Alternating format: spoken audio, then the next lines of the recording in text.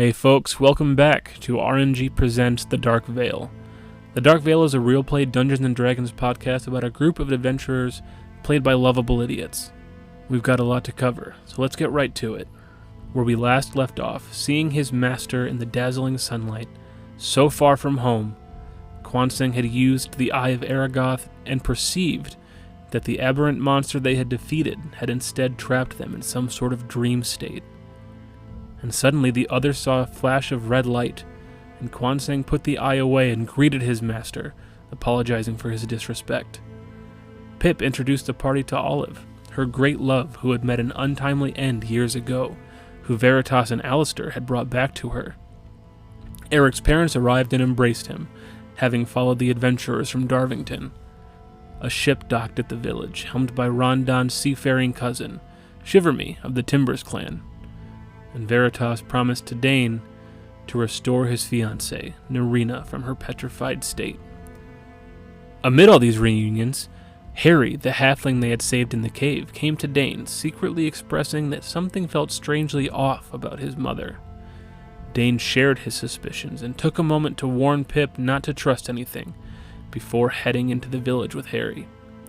Niffy pulled Eric aside as well, and expressed the same concern that something just wasn't right. Eric and Niffy followed as Pip brought Olive into the cave for a private word. Pip's heart broke as she accepted that Olive was not truly there, and when she pulled her bow to kill the counterfeit, there was another flash of red light, and Eric and Niffy saw Pip lower her bow and embrace her lost love. In the village, Rondon and Shiverme had set to drinking, and after a time, Shiverme invited Rondon to join him on the seas, telling Rondon that Dane and the others would replace him as soon as they got the chance. Rondon walked away in disgust, but after a third flash of red, he turned and gave his heartiest "Arr!" and went off to join the crew.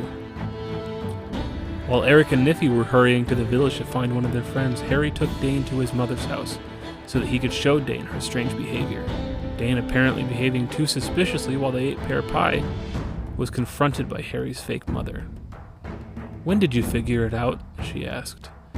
Before Dane could react to defend himself, there was one more flash of red, but in that moment, a white-haired warrior woman separated from Dane's form and struck down Harry's mom.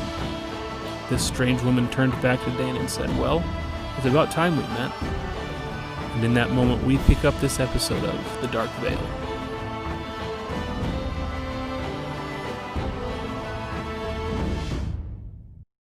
So she's, standing in front of me? She has her back turned towards you, but she's looking over her shoulder. Let's say her left shoulder. She quickly pockets the dagger as Harry is just frightened.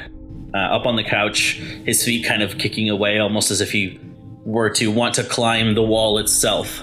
Not understanding fully what's going on. He's just pointing his finger at you and her and just...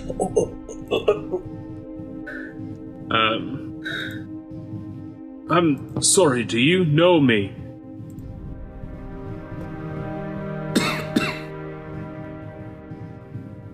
Now, Dane, that hurts my feelings.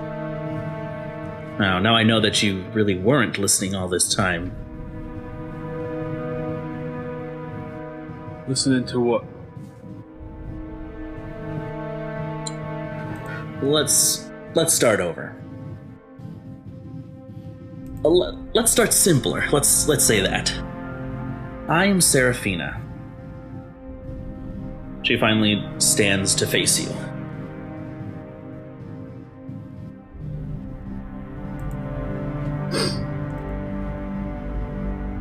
I am...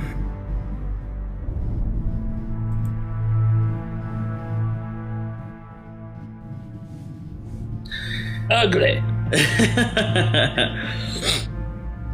Well, I should say we are more of what you might call connected. I can see by your face that you have no idea what I'm talking about. Not in the slightest. You and I are beings tethered together by a long and ancient pact from your people. My people? Yes. This may come as a shock to you, Dane, but you are not human.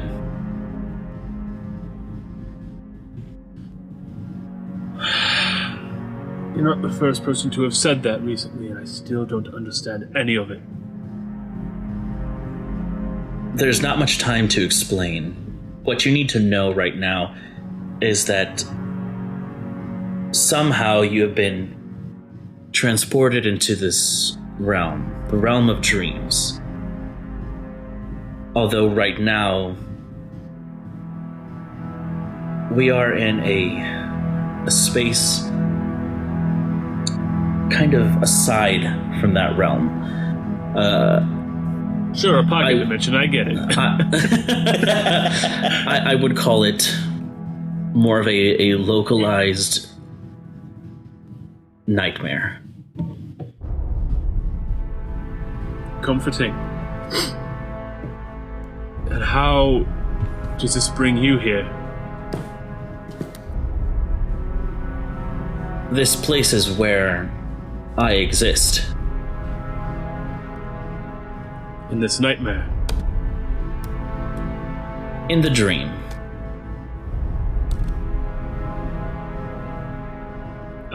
As Harry is seeing her, yeah?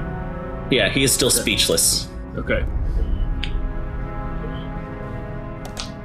So if I'm not human, what am I?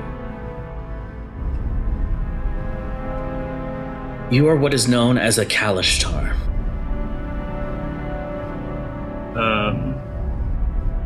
And hearing that name, I'd like to do a history check. Okay.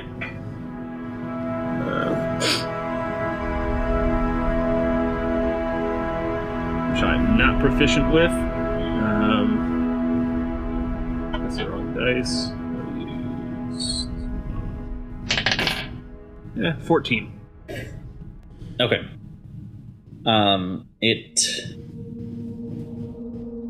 The word seems familiar.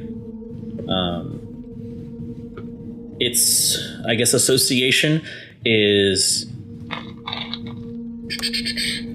on the continent of Saleos, but okay. nothing else. You know that you've heard something about that has to deal with Saleos, which is it's a country that resides, or a continent in the north east of from Primaris, like relatively. Okay, so no, he's not in our player chat. no, but there's a different chat that exists between all you people. Okay, yes. Anyway, yeah, that's what I was responding to. Carla sending that gif. Oh my god, that's disgusting. Yeah. Like some Beetlejuice nonsense. Okay. In the Kalishtar, you said that we are linked. Who are you? I am Seraphina. That doesn't answer the question. Right now, we have more pressing matters. You will have your answers, but right now, it is within my interest to preserve your life. Well, that makes two of us.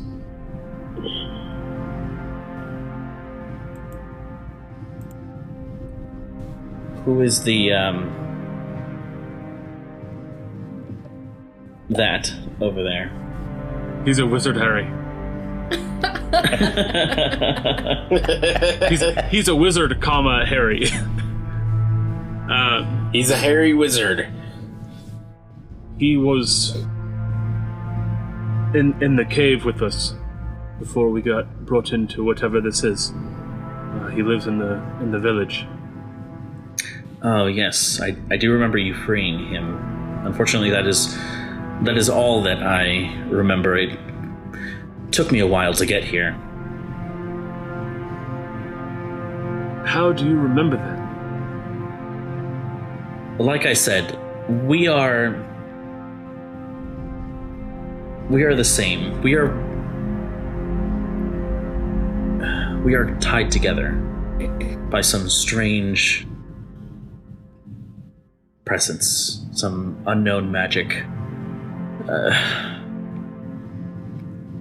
We don't have time for this right now. Alright, so, what's next? I don't think I can trust anyone here except for Harry and maybe my friends. I'm not sure what's going on.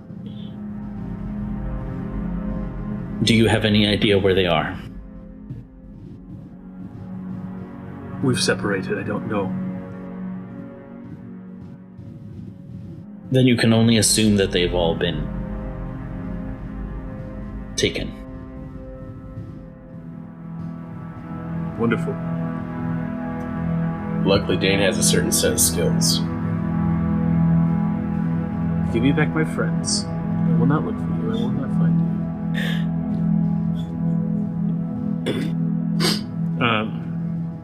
Escaping this place will not be easy. If you have been pulled here,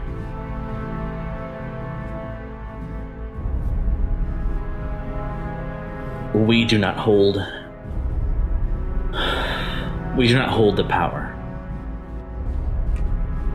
This world is being manipulated by a creature.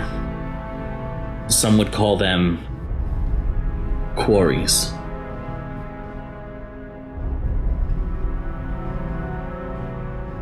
They are malignant aberrations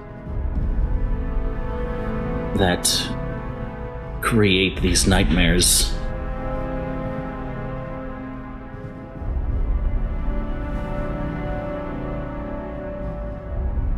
But this one is different.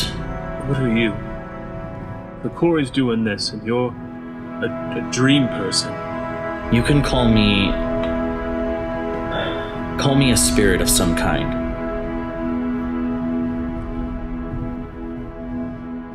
Right, we'll get more details later. How do we get to this Corey?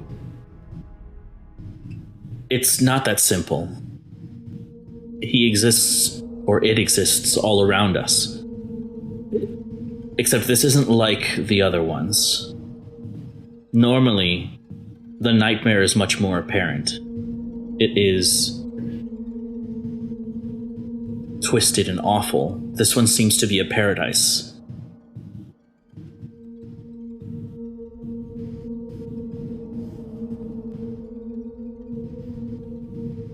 Tell me, what has happened since you came here?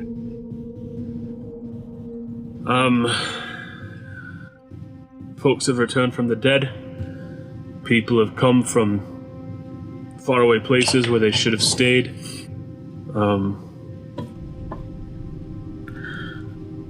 Two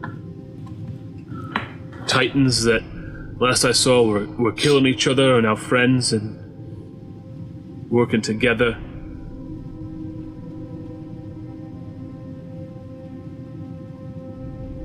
Is there anything that has targeted you specifically? Any kind of change in the world? Something that has preyed on your subconscious that has manifested itself? Veritas wants to bring Narina back.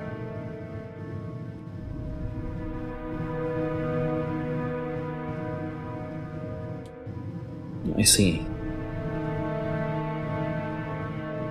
It's preying on your deepest desire. Your friends, what else have they experienced? Pip.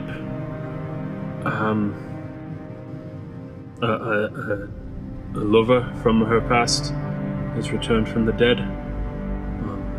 One saying his master from the monastery.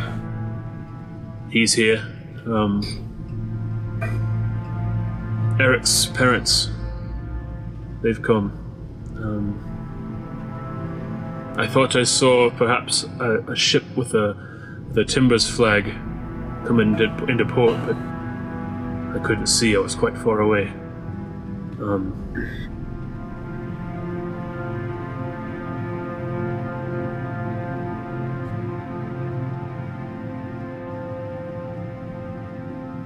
That's all I can think of.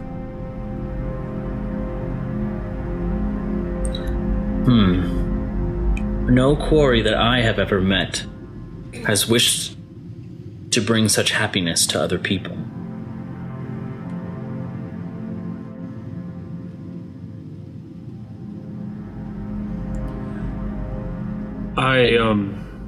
When we were in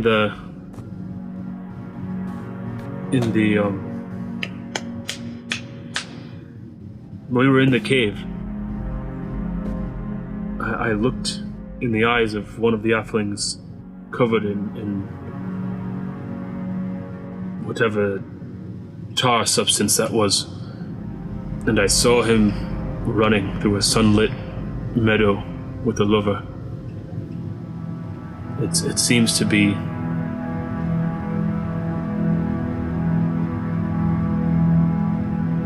feeding on those things.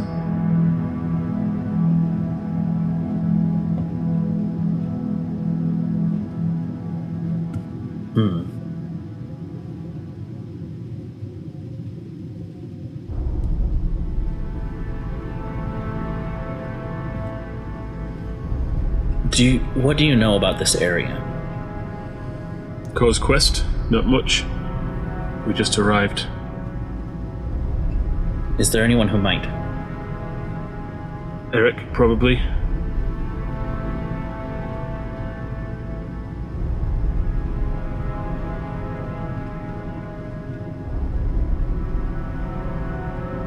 I remember you spoke with Skaldis about a creature in the cave, but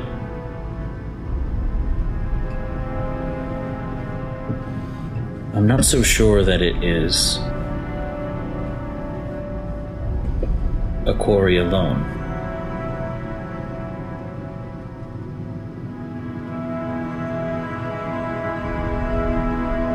At this point you hear Harry, who is still kind of on the couch looking at the both of you, kind of holding a pillow, like as if it's going to keep him safe.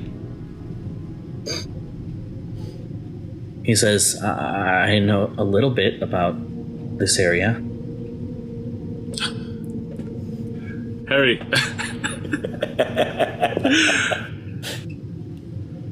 I am sorry, my friend. It's been a long day. Harry lives here. I believe we've already talked about it.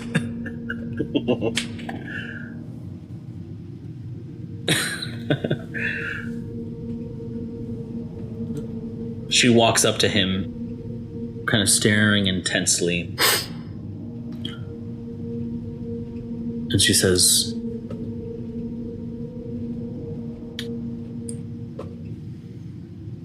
"Tell me about this cave. Was it always inhabited by this horrible creature?" He says,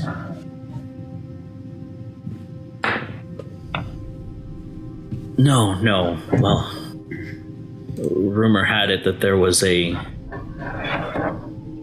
spirit that haunted that cave, but nothing that... It wasn't a vengeful spirit, it was a peaceful spirit.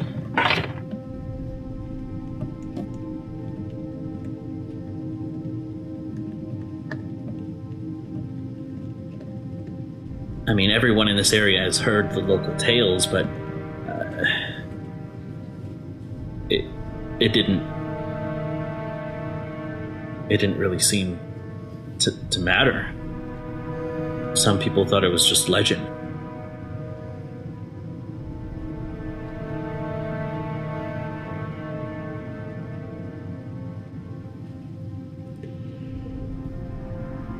You can hear Serafina say, "Is that everything you know?"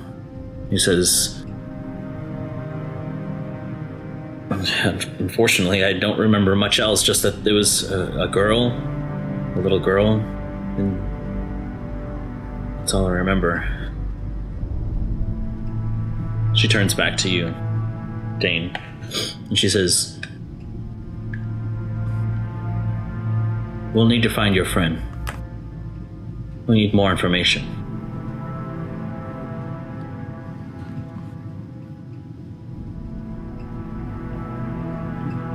Do you know where they are? Last I saw Eric, he was up by the cave. Then we'll head to the cave, but we must avoid any suspicion. I haven't been so good at that, apparently. I thought I was.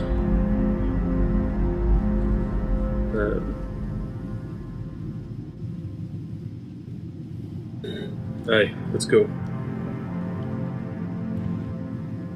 Are you just here now, or are you going to go back into me? Let's not make this weird, okay? And she opens the door and kind of like signals for you to go. I go. You guys didn't even go on a first date. You already asked her to go in you? Bold. It is at this point that we come back to Niffy and Eric. The two of you, I believe you were making your way down to... We were looking for Dane or Rondon or Kwansing. Okay. We did, yeah. As we're walking, I'm gonna say to Niffy, when we find one of the others, let's try the same tactic we used on the things pretending to be my parents. Ask them who we found in the ogre's cave. That doesn't mean anything to me. That's why you should ask. Oh, that's right, yeah. Yeah. Okay. All right. So you begin to descend the hill, where suddenly Kwansang starts walking out from the village, having rid yourself of Rondon's presence. You suddenly notice Eric. Okay. Eric, where's everybody else? We've been looking for... I know Pip's back up at the cave. We're looking for Rondon or Dane. 1 second. Niffy, go... Oh, yeah. Hey, what's up, Windman? What? You know, there's a question that I've been wanting to ask you. I can't remember exactly who we found in the ogre cave.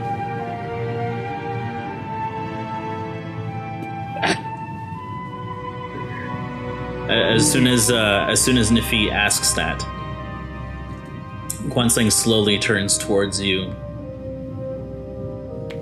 I am picturing in my mind's eye the warrior that we found, but alive and well and walking out with us and greeting us out of that cave. Okay. Go ahead and make a deception check. 21.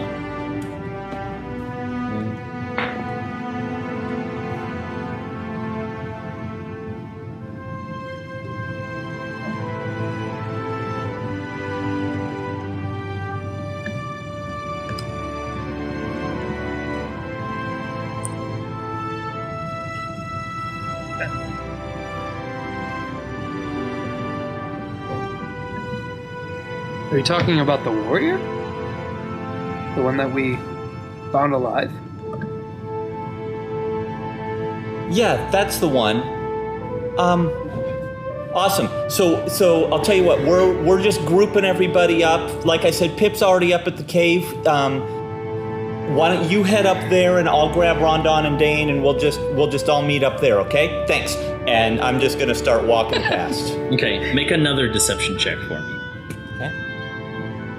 Oh, I hope it's low. 26. Okay. Nat 19 plus 7. Holy Dang. balls. Okay. So you totally buy it. He is so chipper. He's definitely going to meet up with you later. All right, Eric, I will see you soon. Give him a little wave, but not even taking any time, just continuing on. Eric, one question though. How did you know? I'm just kidding. Oh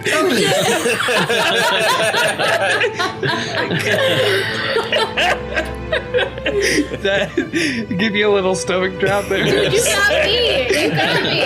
I was like, fuck! How do you get a 27? Like,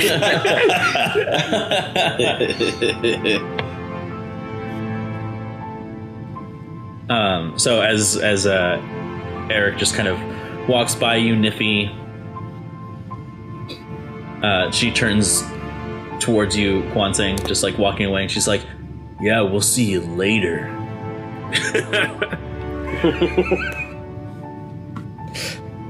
Good, Niffy. Yeah, just play cool. Other than asking the question, maybe just lay back a little bit. We have got to stop telling people to play it cool, because whenever we say that, they don't. You're right. Yeah. It is at this point that you reach the city, or the village of CauseQuest, and you can see that there are halflings and a very small amount of gnomes here as well. Just living their lives as normal. Any sign of... Well, okay, so there was a flash of red light when Dane's spirit self, Seraphina, appeared. Was that visible from outside of town? Would I have seen that at all? You would not have. No, it was inside a home. Okay. So don't really have any direction here. Don't know where to find them other than that they headed towards the village. So we're just going to kind of use Niffy's height to get a good vantage point and try and see if she can see either Rondon or Dane. Okay. She squats down next to you and she says, "Okay, now what you're gonna do is you're gonna tuck your legs in together real tight, okay? Wait, what? Now put your arms to the side. What are we doing? Just trust me on this, okay? What we got going on here?" Okay, listen. The mushrooms are... Okay, here we go. And she No, grabs wait. your feet and she lifts you up with one hand and she just elevates you. Just like sends her hand up. You are probably, I would say, a good 10 to 11 feet off the ground now. Oh. She just lifts her hand up. Are the mushrooms kind of helping me with this balancing, or am I... I would say yeah. All right. It's like a levitation kind of. Yeah. Okay. So from up here, I don't know, do you want a perception check or what? I just want to try and spot... Yeah, it depends on what you want to do. So how you go about it depends on the roll. So are you looking specifically for Dane, or are you doing something else? Specifically for Dane or Rondon, knowing that Dane is going to stick up higher, he would be the easier one to spot, since everyone else here should be more my height. So probably that would be the one I would be looking for first. Okay, so make a perception check. This would be with advantage. I don't need advantage when you get a net 20. But if you double that 20, it counts twice as hard. Ooh. So that's that's a 19. Okay. So you hear this mechanical whirring as one of your eyes turns red, and there's suddenly like a crosshair, and it's like all these numbers and like a graph start showing up in your vision, and like Oh my god. Target acquired. yeah, exactly. Yeah. And way off, you catch a glimpse of him walking in between a building, like two buildings are situated and there's another street, and you just see him for a second. Niffy, and I'm just gonna point that direction, but not try and get down. Just like, I'm up here. Niffy, that way. Okay, should I aim you a little bit higher? No. I was kind of thinking we could walk or, brisk pace, but... Me too. And she puts you down. Shit. You guys start making your way over there. As you are a master of deception, just waving hello to people, keeping up appearances. Meanwhile, Niffy's walking around and she's doing like this to everyone. Like, I'm watching you. Oh my god. Niffy, you are gonna give up the game here. Just walk like a normal Goliath, would you? This is how I am all the time. Okay. Yeah, fair. If we find Dane, same question, okay? Okay. And just keep on trucking towards where we saw, and whichever direction he was heading, try and follow that direction. Okay. It doesn't take you very long. As Dane, you are suddenly within a part of the town or the village where there's just a lot of people passing to and fro carrying like nets with fish and like racks of fish, different kinds of herbs fished from the ocean, and it's just like the general commerce that they have here. And you're like mid-sentence saying how you should start looking for Eric, and then suddenly you see this just enormous Goliath woman with a halfling with a bright orange cloak. As they're approaching, can I mind link with Seraphina? You can. I mean, that isn't a question I can directly answer, but you can certainly try. I'm going to direct my telepathic attempts at Seraphina and try to mind link with her.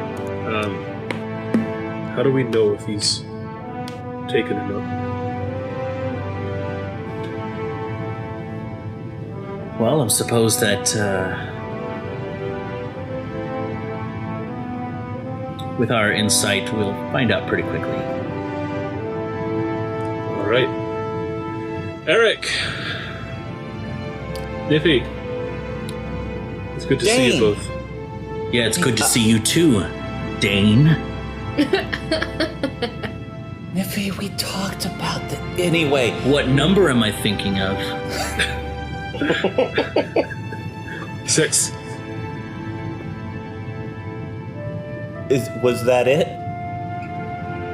I think we have a problem. Okay, let's just double check. Try the other question. All right. Sticking by the book. I see. I mean, she's saying this all out loud.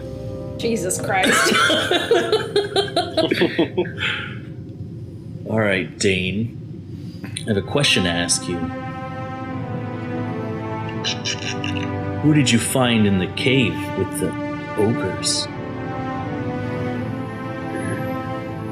Oh, goodness. It was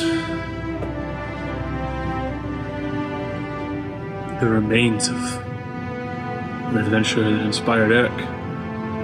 Isn't it? And at that, tension is leaving my body. I feel so relieved. Dane, it's actually you. Pip and Kwan Singh have both become part of this fantasy that, okay, I'm sorry, I'm starting in the middle. None of this is real. I don't know exactly what, I mean, what? Is Harry with you? He is. He is. I probably wouldn't have blurted all that out with somebody else there. Okay, Harry and Seraphina. I say you could whisper. Yeah. Okay. So this is in a whisper here. Uh-huh. Okay.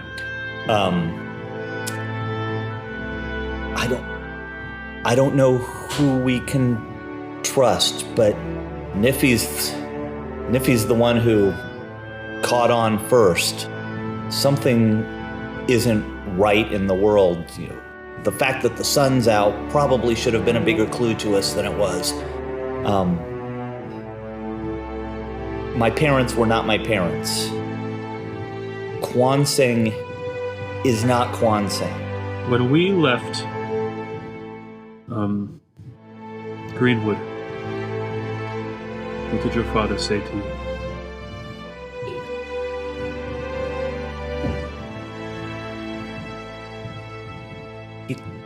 He said he was proud of me and that he wanted me to be safe and return when I could. I turned back to Seraphina and I nod. Wrong!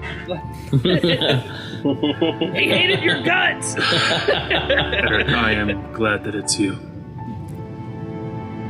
Niffy? Yeah.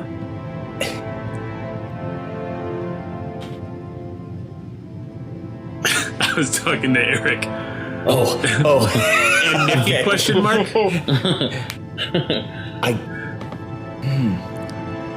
I guess I haven't actually tested her, but she's the one who pointed it out to me in the first place, so I just trusted her.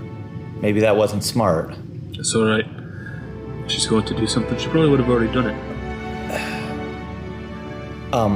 We saw Pip, and I think she realized, and then there was a bright flash of red light, and suddenly she was happy to be with Olive, where moments before she had said that Olive wasn't real.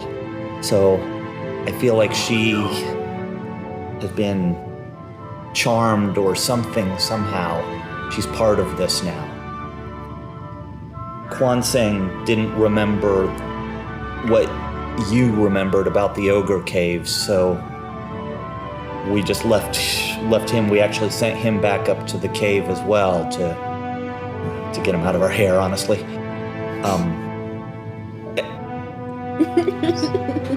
That's fair. I haven't seen Rondon. This slightest little wind carrying a whisper.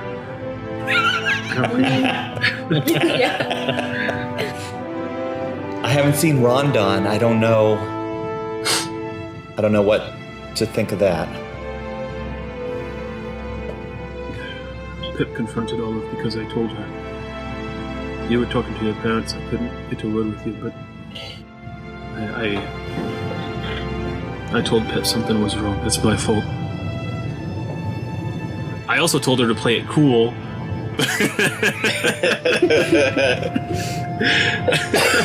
She will never play it cool. Okay, Eric, you remember Harry? He was in the cave with us. He also came to me, expressing concerns that something was wrong. And when I got found out, before it could take me, this woman appeared. I'm still not sure what's going on. Oh, she's with you?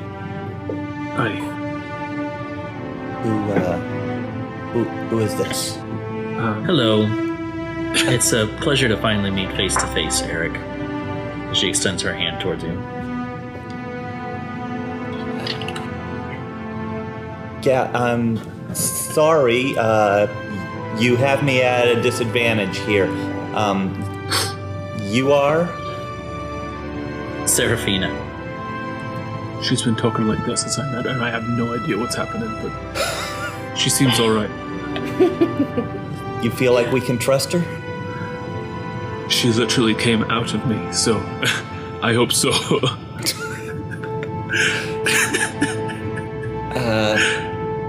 Gross. Right?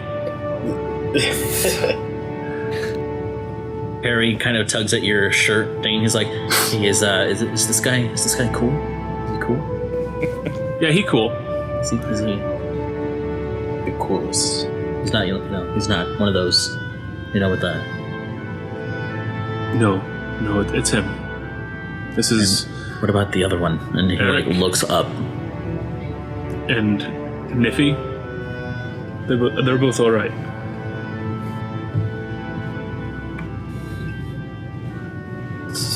So I guess the question is, we know, what do we do now? Serafina, you were asking for someone who might know the area. Yes. As Harry mentioned before we do any of this, let's find somewhere safe.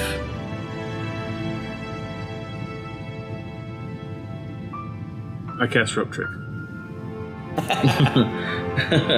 Perhaps back at your home, Harry, if that's all right. He says, no, I mean, my mom's dead now, so it's not like she's using it. Wow, it's Harry. not your real mom. I hope you're right. And there's still some pie left, so we can... Yeah, but it's pear. It's pie. Wait, All right. Your mom's dead, Harry. Why are you complaining? listen, I could you hear go that? off on some pie. I've got some serious munchies going right now. Oh yeah, am I perceiving that they're like... not... Slightly hovering, yes. Okay. Yep, he's a little high. Kind of Just a little. look Eric up and down. I'm not gonna ask. You make your way to Harry's house. Sorry. I was just gonna say, let's go back to Harry's house. So, Okay. You head back to Harry's house post haste. It is at that point that Serafina begins to speak. She says, am I right to assume that you have knowledge of this area? As she regards you, Eric. A little, not really. I mean, I've been around here a couple times in my life, but Harry, if this is your mom's house, I would assume that you would know better than me. Yeah, I just can't recall. It feels like I rolled low or something. Okay. Yeah, sure. Why? What do you need to know? Go ahead and make a history check, I'll say with advantage. All right. I'm rolling well tonight. hey, 17. 17.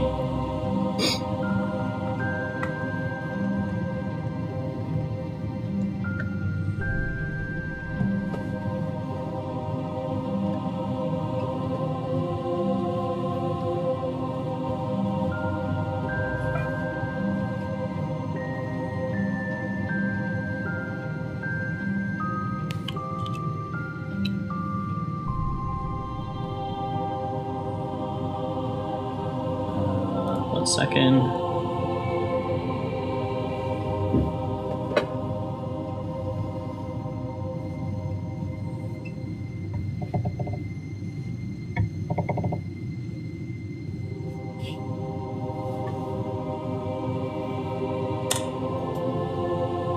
There you go.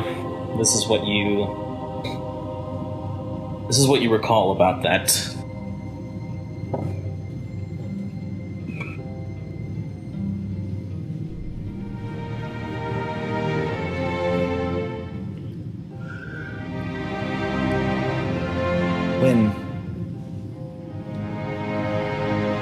we didn't really travel down here too much from my village, Greenwood. Most of what I know of the area is from stories I've heard. I have heard stories of a cave in the area. I have no idea whether it's the same cave, but it could be, where a girl was taken to. I'm sorry, I have to reread this. I also should be wearing my glasses because I can't change the font size in Zoom chat.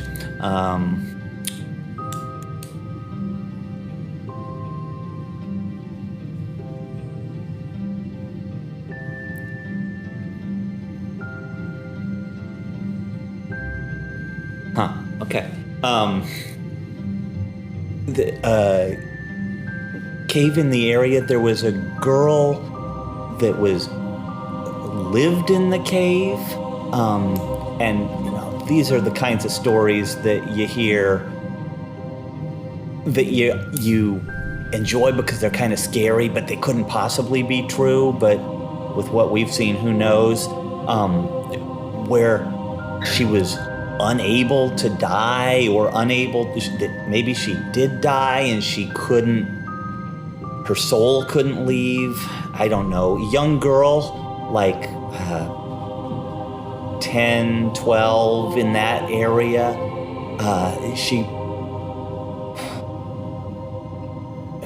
Her name was like Rosie or Rosa. It was Rosa, and she just,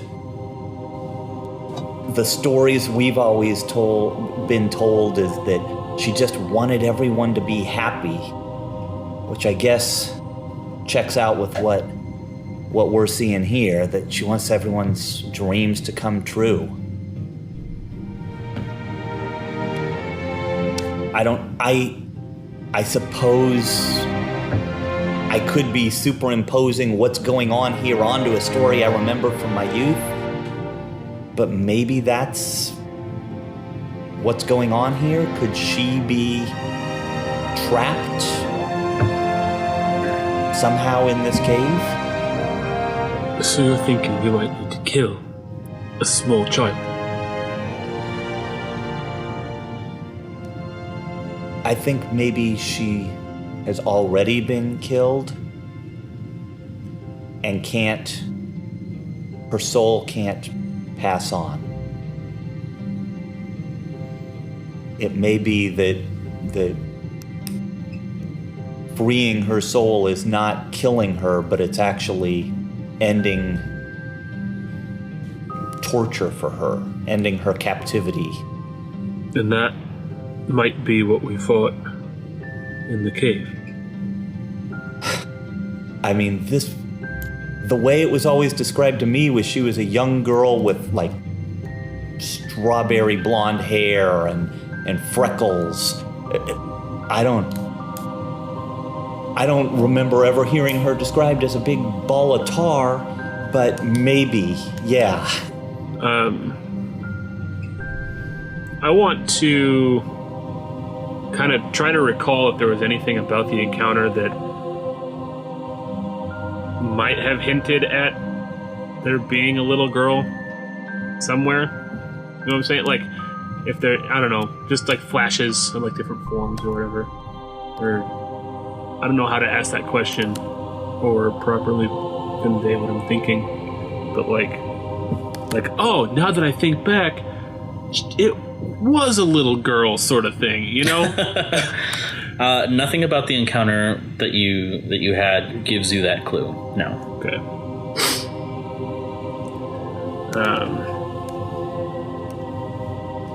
All right, so that is beyond any of the magic that I think I can do. You?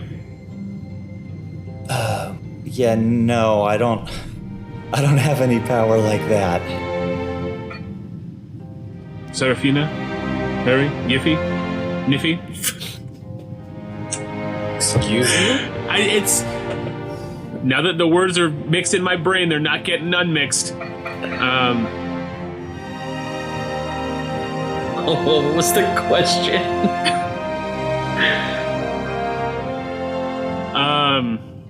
If I don't have any magic like that to put spirits to rest, Eric doesn't have any magic like that.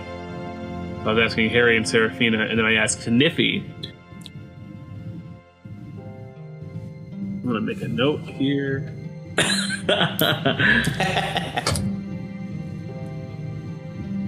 You see Seraphina.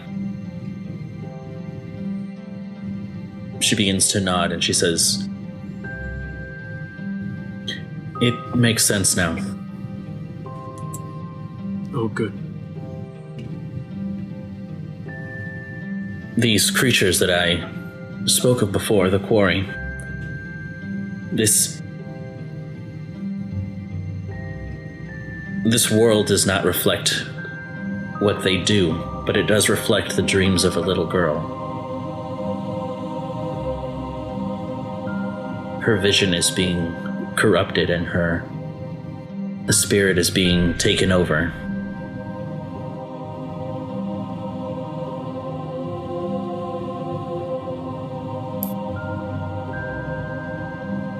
Her desire was to make everyone's dreams come true.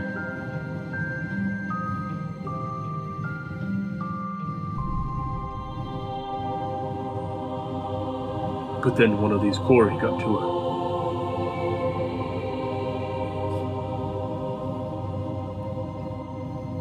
And has been using her.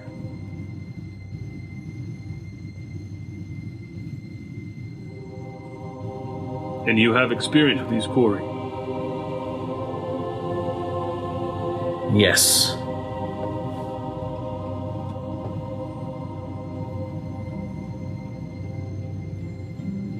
They are very dangerous. It is up to you if you want to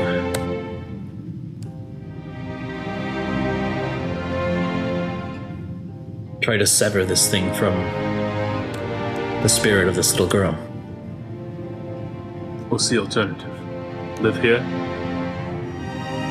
Destroy them both. Well, that's not an option. We need to get our friends back. We can't do this alone.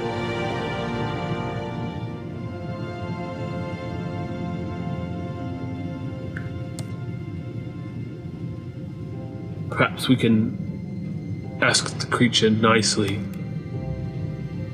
to let our friends be here with us so that we can defeat it. Maybe it's into a fair fight, that sort of thing.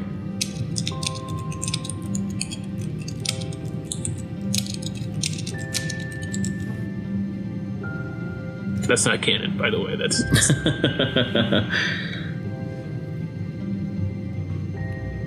If you really want to save this little girl,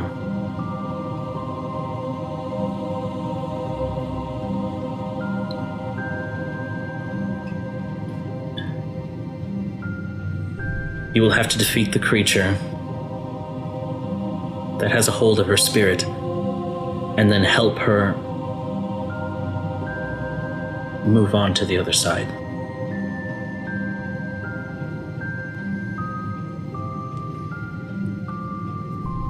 If not, the creature will prey on her soul and come back again and again. I hear you, and I understand. What I don't understand is how we're supposed to fight it, and how we're supposed to fight it without our friends.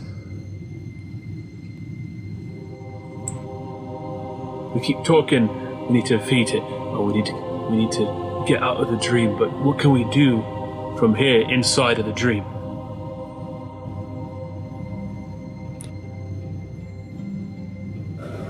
I'll tell you this. You are much stronger in the dream world than you are in the physical world.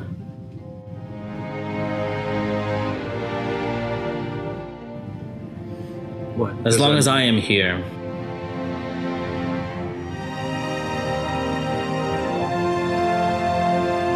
you cannot be taken or incapacitated as your friends were. Can you stop them from being incapacitated? Your friends are no longer here. Can we bring them back?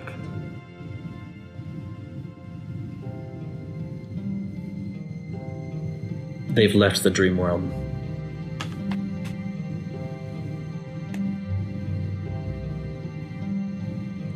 What does that mean? Are they still alive? I can't say for certain, but if your friends are no longer your friends here,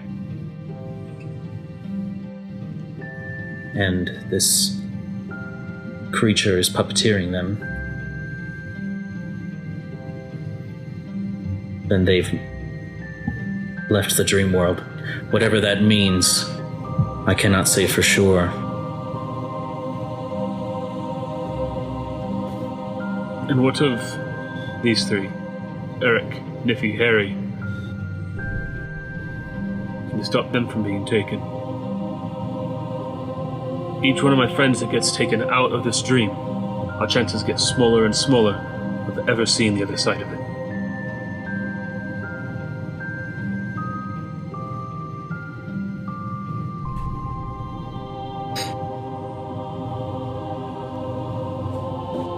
And if I can do something, that I can attack openly without being taken, but Eric is bound to playing along.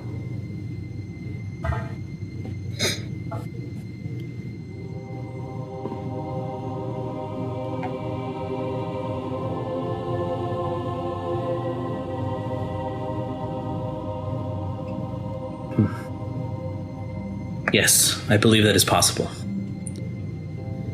But it's not something that I can do alone.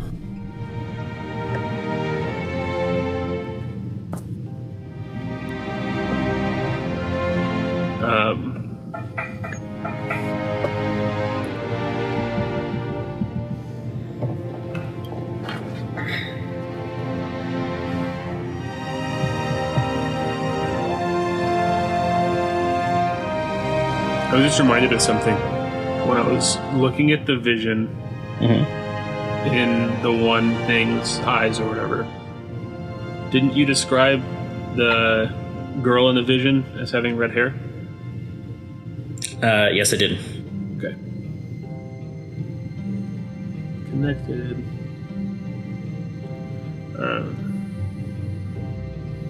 That was Mike. I was reminded by Mike. I don't want to take credit for that.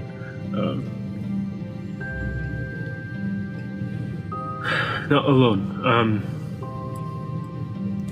Are there more of you? Can we get a message to them? More of ones like me? Whatever you are. Unfortunately, it's not that simple. Do we all have people inside us? No. As strange as this sounds, your friend is a Kalishtar, Eric. I'm a Scorpio.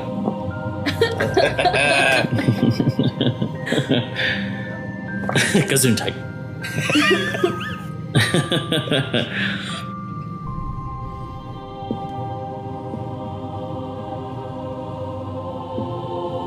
In order for this to work,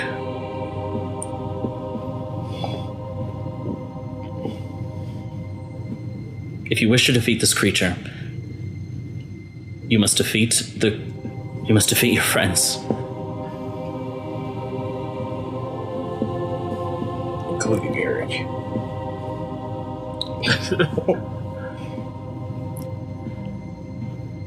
It could create horrible visions and trap you here. But the only way it can hurt you is by using the people that it has. So my friends, the Mugweeds, Veritas and Alistair,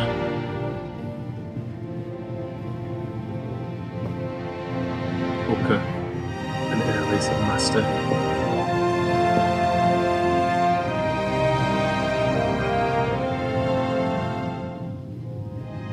Some pirate.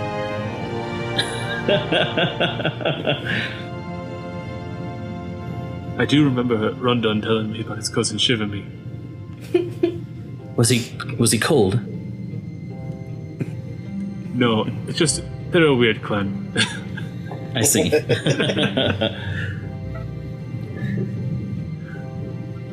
Oh, was he cold? Shiver. That's funny.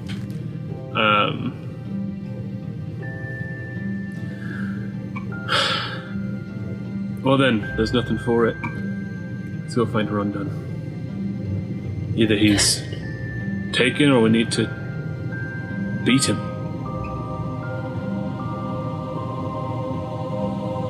Very well, but before that, let us ensure that all of you are able to withstand the gaze of this creature. Okay, you keep saying stuff that I don't know what it means, and it's not helpful. Just give me your hand. I give her my hand. Okay.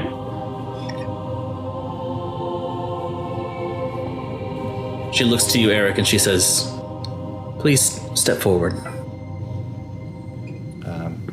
Kind of glide forward.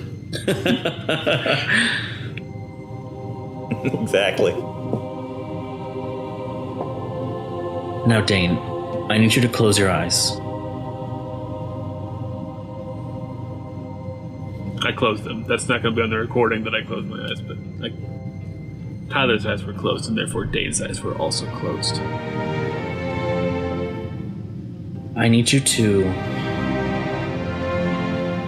clear your mind. Rely solely on feeling. Let your mind be at peace.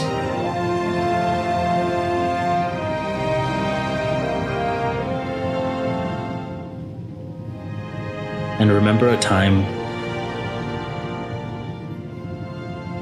when you were truly happy.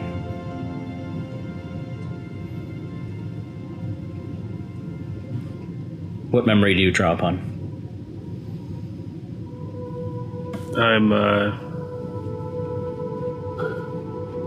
I'm flipping through, just campfire breakfasts with my friends. When I finished my first big project with the guild.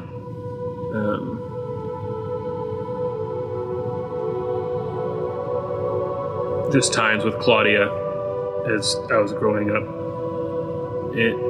And I land on that last morning with Narina standing in the sun in the kitchen. Rondon knocking on my window with a job.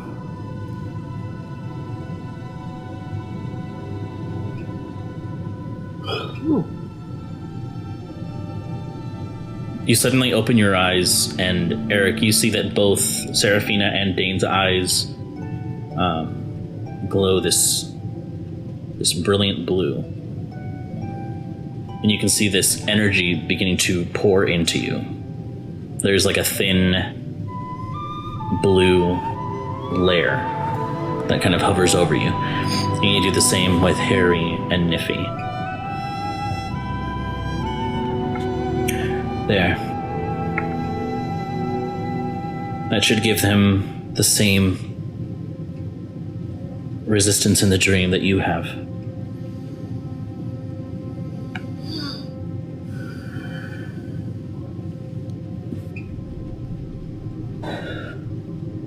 Now remember,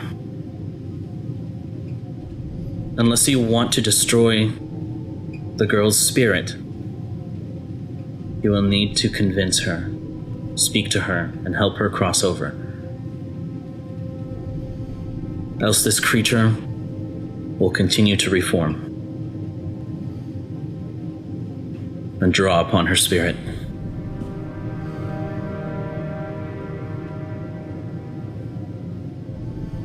Understood.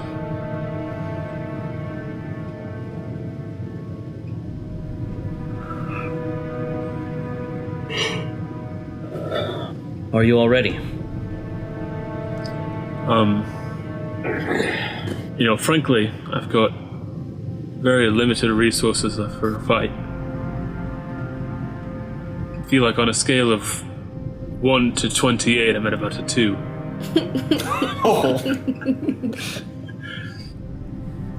And I know Rondon can swing that axe. Oh, can I swing my axe? Oh my god, I knew it was coming. Swinging that axe. Girl. I think you might be mistaken, Dane. That was your physical form that took that toll. You may still feel it. All right. So for all intents and purposes, we've long rested? Essentially, yeah. Okay. So I'm just going to mark off a long rest. Yeah. Okay. Yeah. Your physical forms are depleted, but your spiritual forms... Well, I don't have like a way to copy paste my character sheet. It's okay. Okay. It's fine. Okay. The only effect that I would have is 1 spell slot. Do I have that spell slot, or is it gone? You have it, yeah. Okay. Well, let's get shafted on spell slots, man. That's a bummer.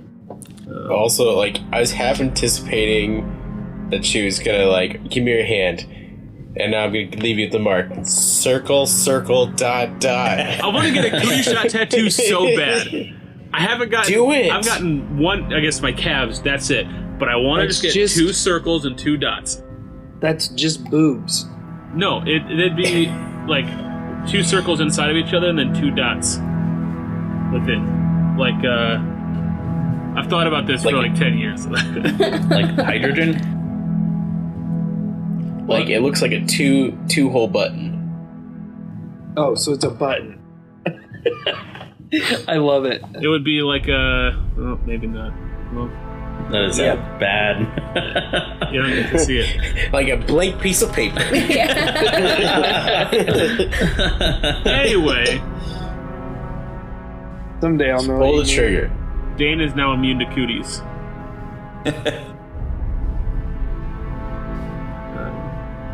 All right. That explains why Narina died. Yikes. Sorry. Put him in the grave. Unlike what we did for Karina. Damn. You hear Harry interject. So run that by me again. What are we doing? Sounds like we're fighting our way out.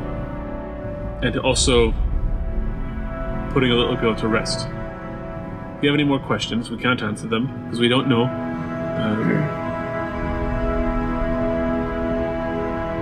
You want me to fight? You know some magic. Yeah, but... I don't know, I can't do this. I tell you what, you stand back, and you support us with whatever spells you know. Distract whatever it is we're fighting. Heal us if we need healing, if that's something you can do. You don't have to fight. You don't have to do anything you don't want to do, but we do need your help. I'll try. That's all we can ask. But we have to try now.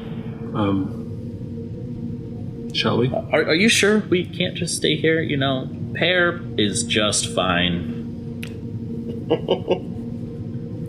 Harry, I assume your real mom is waiting for you somewhere, right? Yeah. Don't think about us. Think about her. And she'll make the pie you actually like.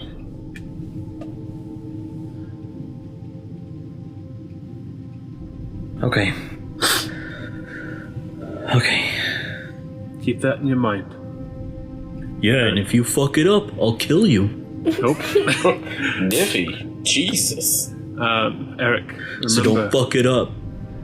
remember Jenny. Remember your parents. Keep them in your mind. Niffy, I don't know you well. What's my favorite color? Blue. No, yellow. All right, we're good, Eric.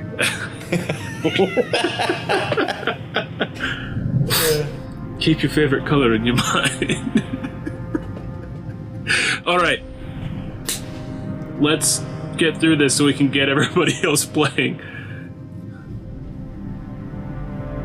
No, I'm good. So, do we return to the cave? That's where Pip and Kwansing are, at the very least. If I just start making a racket, we know that we can't be taken out now. I think that's what I understand Seraphina has just done. If I start making a racket, do you think they'll just start sending folks at us? It's worth a try? Or we can go to the cave, that's probably it. Here are my thoughts, Seraphina says. I remember the cave having different halflings in there, correct? Aye, but they all popped. That is true. So the only creatures that the quarry has at its disposal to harm you are your friends. Oh, the ones that are actually trapped, not like the figments. Okay, I'm tracking. So, Veritas and Alistair, they can't actually harm us? Because they're not actually here. Correct. Well, that's a relief.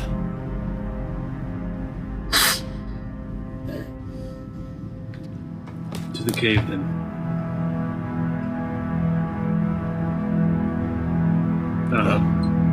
And I'll, I guess as we're walking, I'll kind of call out, Rondon! Rondon!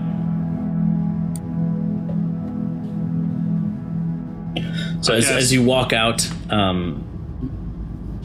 the first thing you notice is there is nobody on the streets anymore. That adds up. Okay. And as you kind of begin to call out Rondon,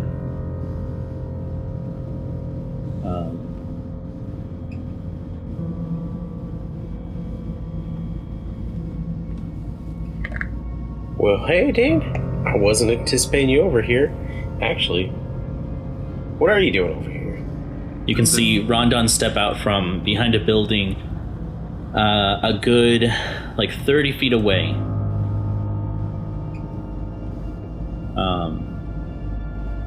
You see Kwansang appear from behind another building, another 30 feet away. And then on a nearby rooftop, you see Pip, and they're all just kind of waving at you, just with smiles on their faces. Hey guys.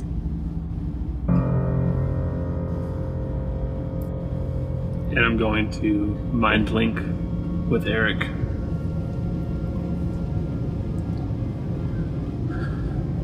Think of Jenny. Think of your parents. We have to get through this.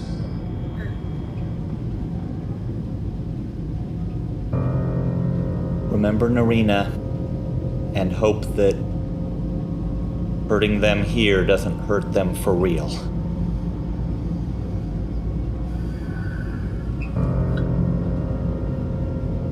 And then out loud I'll say, I'm glad to see you all. I was wondering if you might be able to deliver a message for me. I guess. We're going in the same direction, right? What's your message there, Dave? Perhaps, but I think you might have a connection that I don't have. Tell Rosa that it's time to rest.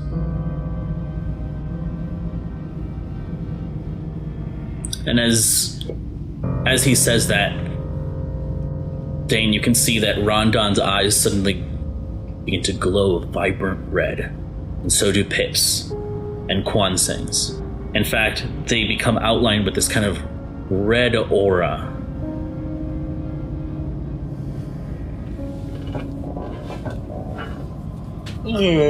Red light. Yeah. When did you find out? Pip says.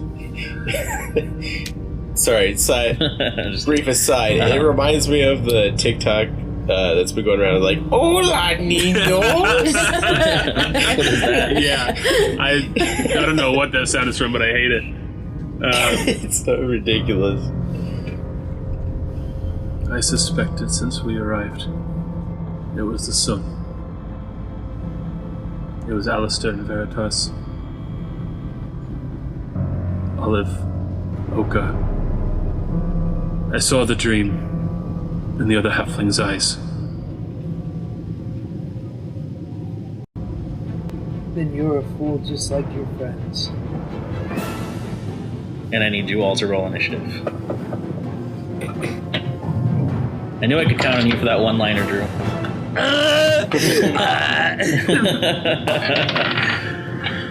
All right.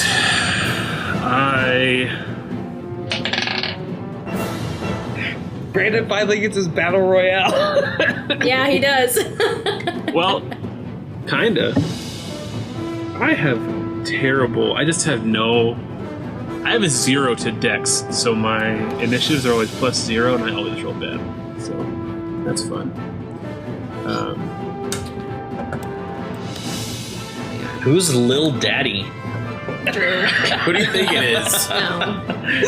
How is that name still there?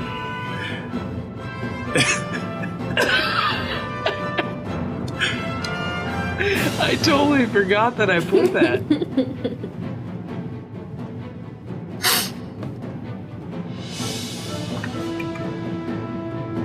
Oh, God. The funny thing is that you're Big Daddy, Drew, Oh. and I changed mine to Lil Daddy weeks ago. Nice. Yeah, I thought it'd be funny. Yeah. What was that, Tyler? Yes. I just, everything froze for me. What? What did you say? You said the funny thing is, and then it cut off for me. That's all right. I'm not going to repeat it. Okay, so Tyler's Lil Daddy. Big Daddy is on here twice. Okay, he's Little Daddy and I'm Big Daddy. And they're both That's dumb. what he said the funny thing was. And, Because when he said, "Hey, who's this?" and you said, "Oh, that's Okay. me," but it wasn't. Okay. I'll change my name.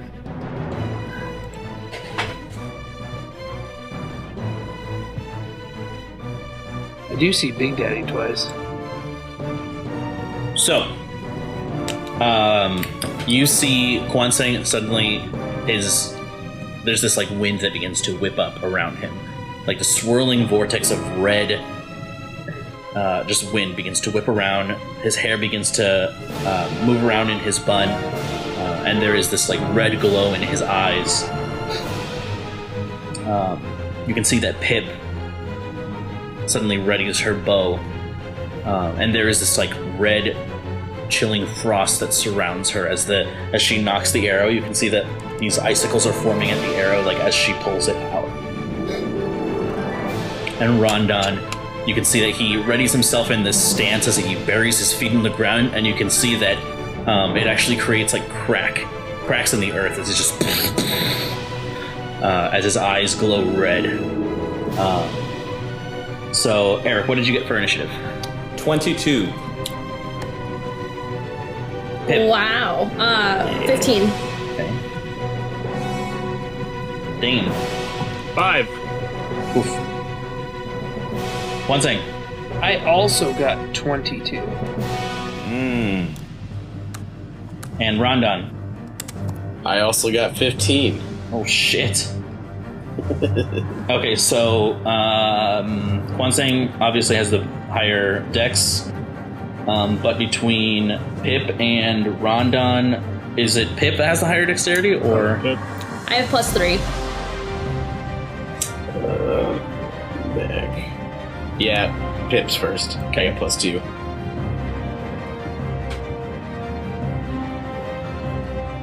All right. So starting this combat off, we have Quan saying, as you say that, it is your turn. Let's do this. And I just start to run directly at who's closer? Looks like. Ooh, is it gonna be Dane or Serafina? It's gonna be Dane, because I don't know who the Serafina is. Let's see. 1.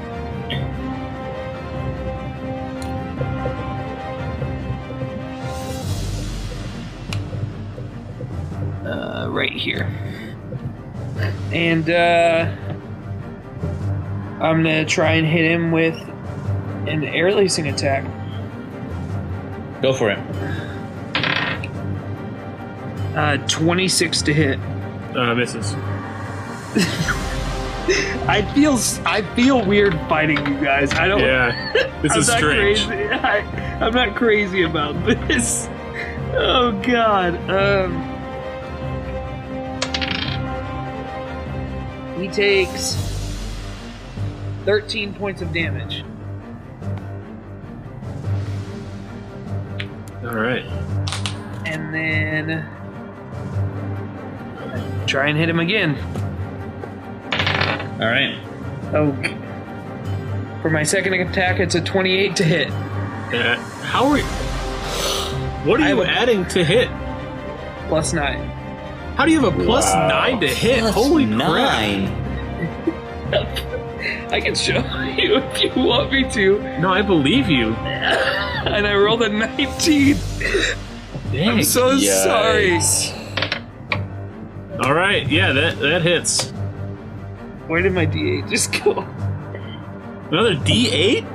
Yeah. Oh, you get 2 attacks because you got the multi attack. All right. And he takes 12 more points of damage for the second attack. And then... And Dane's dead. Oh my God! And then I hit him. Oh God! I hit him one more time with my unarmed strike. I feel so weird. Oh, maybe you might say from this. 16 to hit? 16 hits. Oh my God. I don't like this. Oh my God. And it's 6 more damage. Yeah, Dane's unconscious. Wow. Actually, 10 more damage. I forgot to add my +4. I had 3 hit points after your first 2 attacks. Yikes. Oh my God. Somebody kill me, hurry! All right. So Dane is. Oh, son of a gun! What? This would have been the time to use the Fury of the Wild Heart, but it's all good. I'll let you do it if you want. Yeah, please do it. Yeah, please do it. Yeah, I don't want to kill you. I gotta find the thing. It never got added in my character sheet, so I have to. Just open up our text thread or our messenger thread. It's like the last thing I sent you.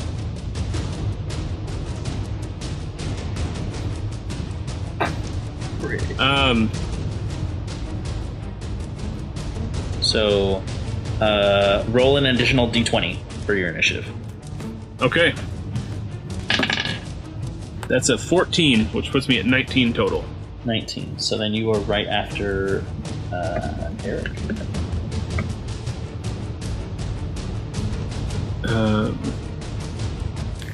And I probably get that 5 temporary hit points at the beginning of my turn. I would say you start with it because the round just started. I don't know. So I'm still at. Oh no, yeah, per round, yeah. So when it comes to your turn, Okay.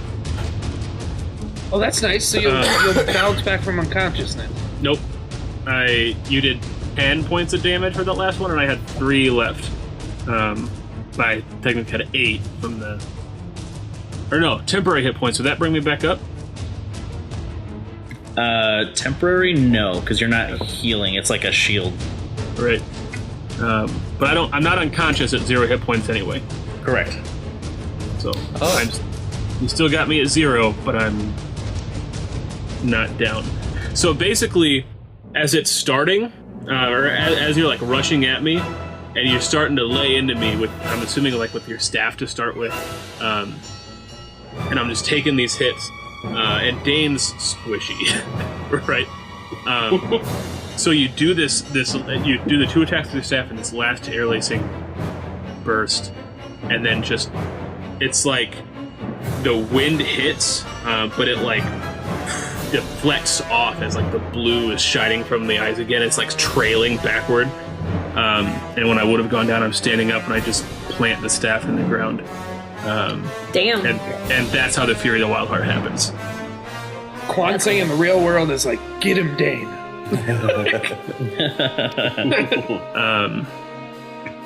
I'll say, I won't make this so easy on you.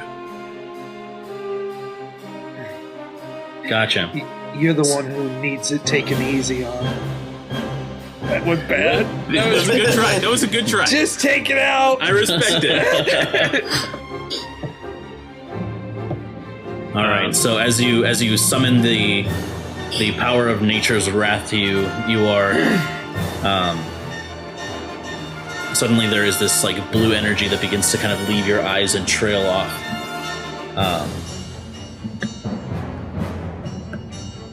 Let's see. As you can feel your body suddenly give up, but your spirit does not, and you refuse to fall. Is that your turn, Quan Tsing? That is my turn. So, Eric, it is your turn now. As you see, Dane basically goes Super Saiyan, and Quan Tsing rushes him. Yeah, so seeing Quan Tsing being merciless, my original tactic of, hey, I'm gonna just take it easy on my friends is out the window, and instead I'm pointing my wand at what appears to be the main threat of Quan Tsing right now, and a bolt of lightning shoots out towards him. Yeah, okay. And this is Witch Bolt, and it hits armor class 19. That hits. Awesome. All right, so suddenly there is this cracking of lightning, as suddenly this bolt instantly connects in the air, just and it is just like, I mean, I guess never mind. I was gonna say something, but technically these Doppel Quan Tsing doesn't feel pain, so. Okay. Well, I don't know how this works for damage then, but it was 16 points of lightning damage. Okay, so you take 16 points of lightning damage, Quan Tsing. Okay. And the sorry, I gotta move my token here. The bolt continues to connect between Quan Tsing and my wand, so he will take damage each round. Yeah, and I believe that it's extended to 60 feet because of your spell sniper. Yes, that is correct. All right, is that your turn? You still have a bonus action if you'd like. No, that's it. Okay, so Dane, it is your turn now. All right, so as I'm kind of like straightening my back. Yeah, your muscles are like quivering right now. Mm-hmm. I am going, like, as I'm like lunging forward into my wild shape, I'm going to point the Apexis Flora over at Rondon, and there's going to be this kind of blue streak through the air that'll kind of start to engulf him in like chains as I cast Hold Person at 2nd level. Okay. Which I think is the only level you can cast it at, but is there a save against it? That is a wisdom save for me, buddy. Alright, I got advantage on magic. First one, 18. Okay, yeah, you succeeded. It was a 15. And as I'm releasing that spell, I'm dropping into my Hellhound wild shape, or Death Dog. Death Dog. Dane that dog. Dane Death Dog. Not a Hellhound, that's a different kind of thing.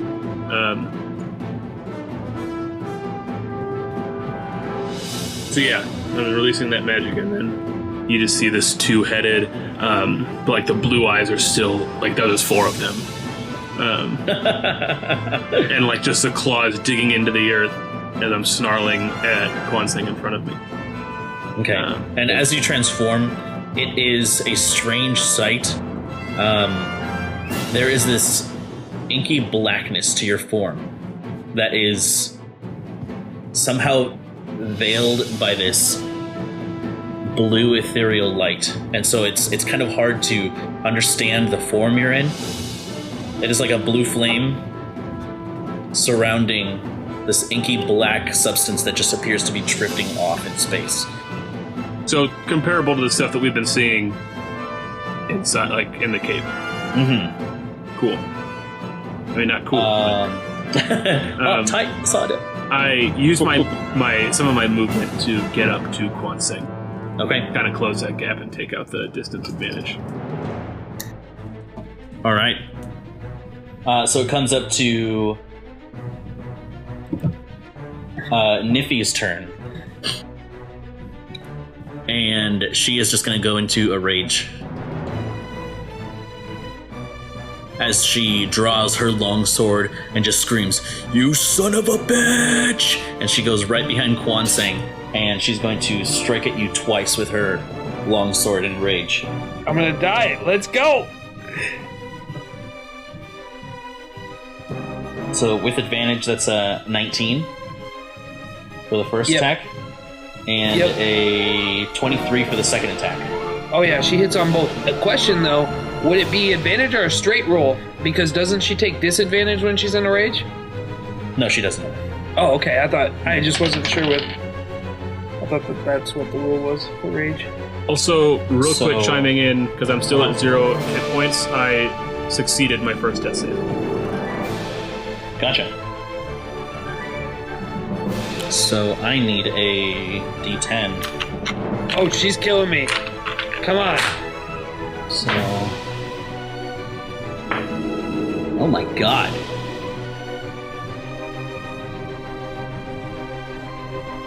You take 25 points of slashing damage, as with the sword, she just screams in fury in the air. She just takes 2 big swipes at you, and you can feel the heft behind her blade as you just hear this low metallic ringing sound. Is just, and you feel like the cuts as you see the blood kind of spatter across the ground.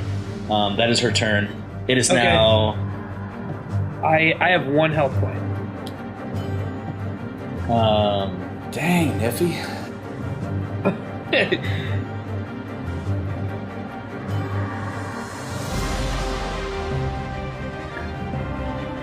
As we come to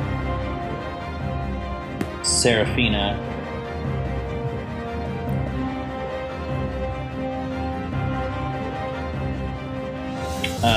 Seraphina is going to run up to you, Dane. Yeah, she's gonna... Yeah. No, you know what? She's not, because you're wild-shaped, so she knows.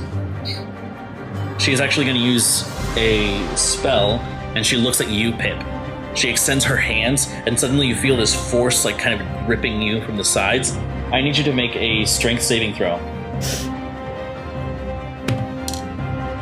13.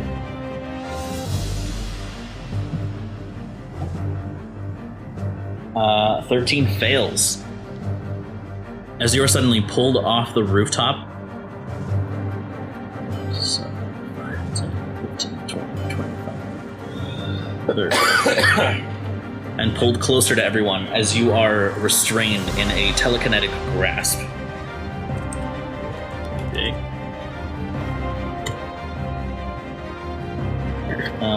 Pip, it is your turn now. I guess I'm gonna not be able to do anything. You're restrained. You have disadvantage on attacks, but you can still make them. Okay, so I'm gonna attack Eric. Okay. But you use your Crimson Right or whatever first. Right.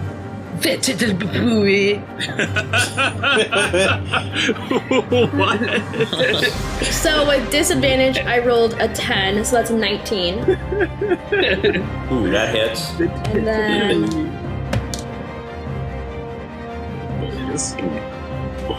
And then a 16. Also hits. Okay. So... Hold on one sec. I'm gonna take... So that's 2, but then with my Mental the Blood Striker, I heal 1, so it's really 1 damage that I take. So then that's 4d6. How does Thorns work with the damage she applies to herself? It's other creatures that affect her. Okay. Just an infinite loop. Right. Yeah.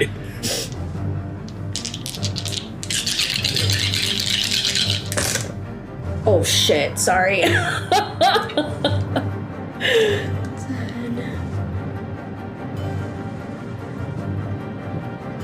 You're gonna like end up one-shotting him. Uh-oh. It's happened once already. So 24 points of damage.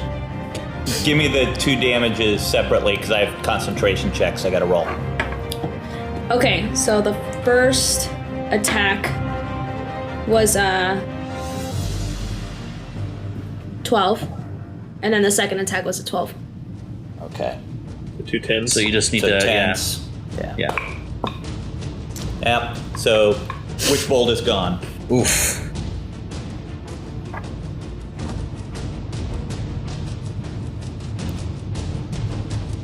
All right.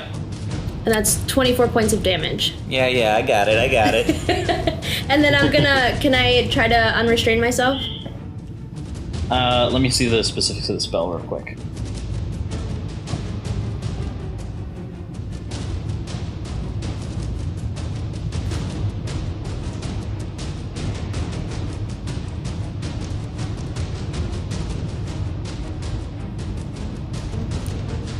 It's wild to me that Dane Quansang ran up and dropped Dane just 1 round. I know, right? Just all the way, like, overkill even.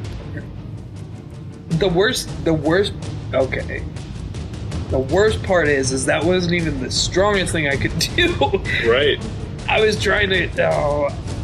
Hey guys listening at home, I tried to pull the punch on my friend and rolled almost max damage. 3 times. Yeah.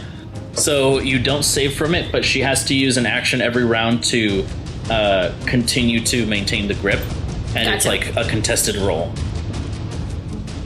So you can't escape from it now because you failed your save, but on her turn, you guys will make like opposing checks, and then if Okay. you win, then you'll. Sounds If good. she wants to maintain the spell. Gotcha. At the end of that turn, it comes to Rondon. Rondon. So I'm yelling at Dame like, chains can't hold me. And then I'm going to do a full dash. I think that's the right feature. And I'm going to go run up over on Niffy. Going to do an action surge so I can make my 2 attacks. Oh my god. So you'll be making 4 attacks. Oh, really? Yeah, so... Are you talking... You mean... What do you Extra mean attack. action surge? Because I did a full dash. Oh, I see. 'Cause- Gotcha. Yeah. Okay, never mind. Yeah, Yeah, I mean, so it's just 2 I then. wish I could. That'd be exciting. That's a 16 to hit. 16 actually misses. Really? Good. Way to go, Niffy. A tough Goliath skin. Mm-hmm. And I miss again. I rolled. It's 11. So what happens is you swing the axe and she flexes, and the axe just kind of boing, just bounces off. No, only I can have muscles like that. You still have your bonus action. Do I? Because I used an action surge. Does that... It doesn't matter. That Oh, it doesn't matter. Yeah. I don't think I have anything special for bonus actions. Just punch. Yeah, I guess I'll do an unarmed strike on Niffy. Okay. And I won't because I broke my hand on her. I rolled a natural 1. Dang. Jesus. All right, yeah, so she is just too big and too tough. As you just constantly swing at her, and you are getting nowhere. So now it is Harry's turn. Let's go, Harry.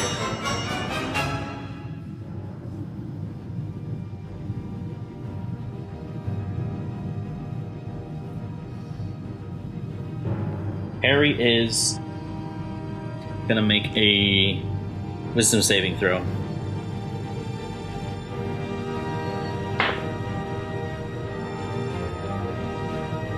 Which he succeeds on. Against what? His own fear. Oh, okay. Yeah. So it seems like the words that you spoke to him are getting through, and he begins to think of his mother, and he holds out his quarterstaff, and you see these seeking bolts just suddenly go into the air and automatically hit. They automatically hit Rondon. Oh, so like he didn't have to roll for it. Just Nope. Just hit.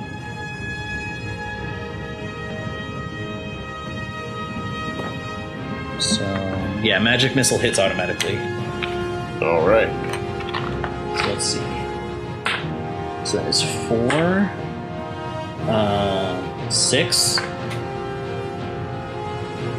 8.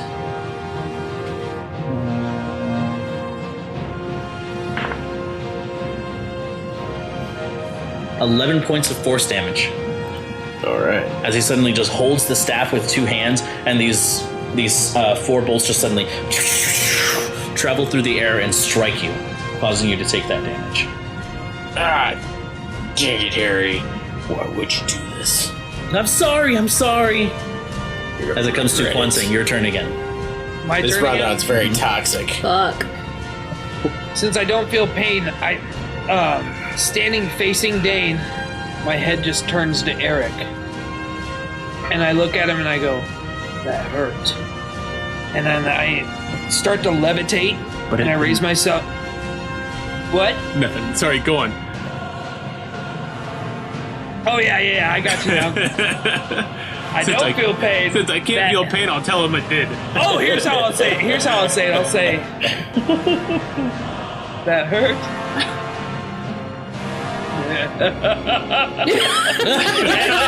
And I begin to levitate off the ground, and I go, I like this body. Feel the wind around me. And the freaking Zephyr Onslaught. So now I can disengage and I don't take opportunity attacks. Okay. And I blow myself backwards away from this. And right here, I cast this body. It's wonderful. Air splitting ring. And I smack my hands together. And this thunderous boom suddenly appears in a space. Right here. All right, catching Dane, Seraphina, and Niffy with this thunderous clap. So I believe everyone needs to make a Constitution saving throw. Yes. Even me? No, No. just those people I named. Okay. I guess I didn't know the range. So that's a 12 from Seraphina She fails. and a 22 from Niffy. Nippy saves. Does that break concentration on the restraining? It depends on the damage. Constitution it was? Mhm. So 16. You save. All right, so I believe that you take half, right? Yep. Wow. So it's 23 points of thunder Holy damage. shit. So Seraphina takes 23 and is deafened for a minute. And then you take half of that, so 12. Oh, sure. And you're not deafened. Will it be 11. Yeah. Or 11, sorry. Yeah, so Niffy takes 11. Seraphina It's round is... down, sorry. Am I still restrained? And then I'm going to keep moving. Let me see. So that would be another Constitution saving throw from her. The DC, which is 12. 55, 60, 65, 70. She rolls a 6. 75. You are no longer restrained as she loses concentration on telekinesis. Sweet. Quanzing's booking it. So, bye. Oh, come on, Quanzing. Son of a... God dang it. I have 75 movement now. I'm gone. All right. Wait.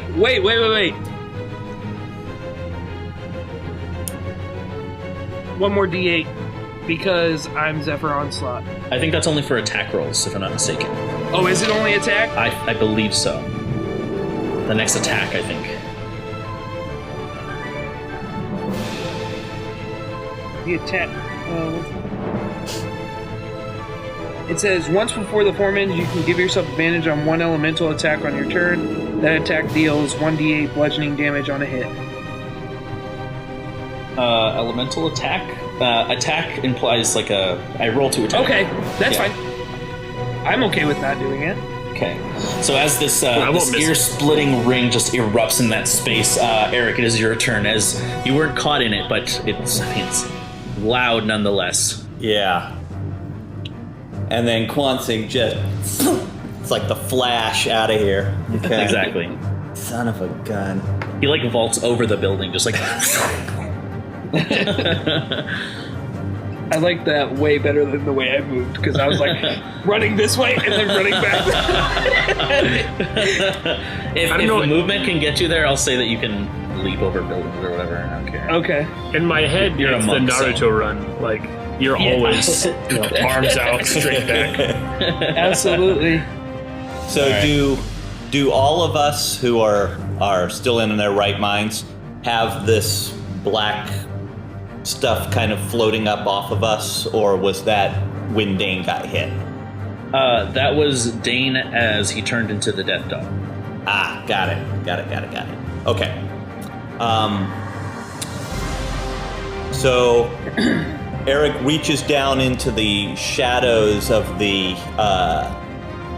building that he's next to, and as he comes back up, he has gathered the shadows into the form of a blade, and the blade is going wong, wong, wong, wong, wong, wong, wong, wong, as he runs up right about there and is going to try and make an attack on Rondon.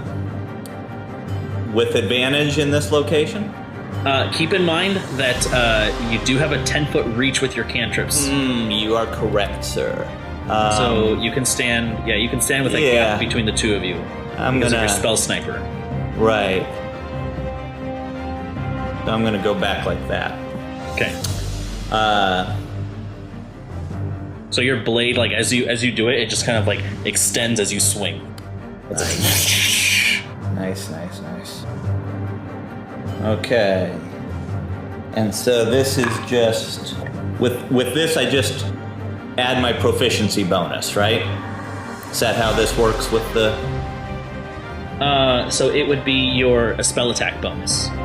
spell attack bonus? Okay. Yeah. If you stand over on the other side, you can get advantage because the spell is melee. It just has a 10-foot reach. So like this, so it's a Yeah. straight line with Niffy? Okay. Exactly. That's what I was trying to accomplish before. Yeah. All right. Perfect. Thank you. Mm-hmm. So that's going to be... Oh, advantage. Thanks for the advantage. Boom! Mugweed. This is gonna do a fuck ton of damage, by the way. Yeah, holy crap. A crit with the Shadow Blade is not great for you, Rondon. Dude, honestly, I want to get a shirt that just says Mugweed on it. Yeah. All right.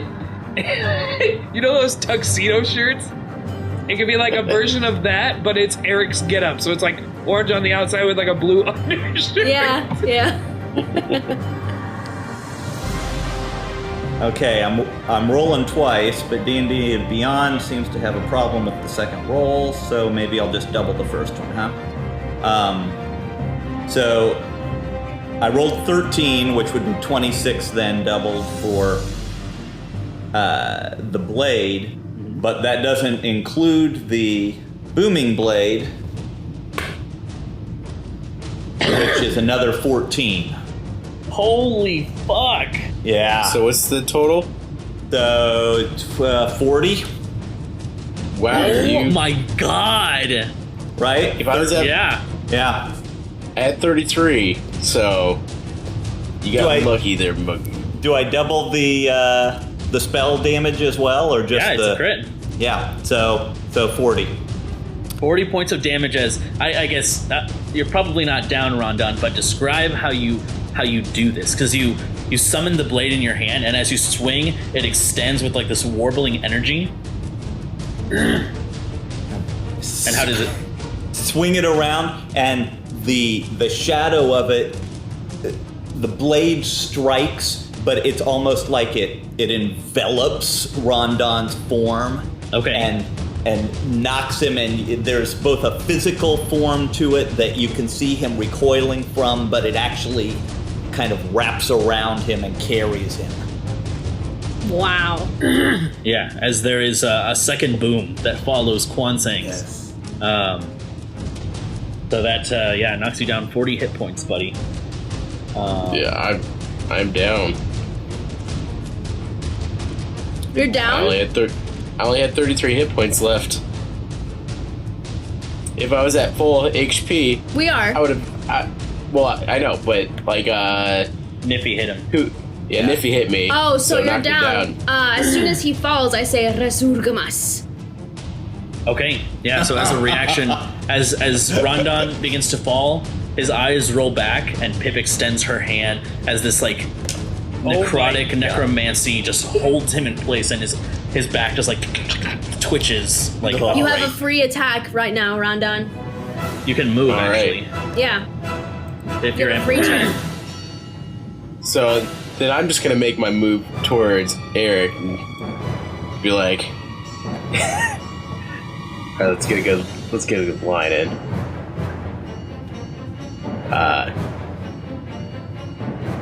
Is he echoing? One for more you? for. Yeah, I'm echoing badly, but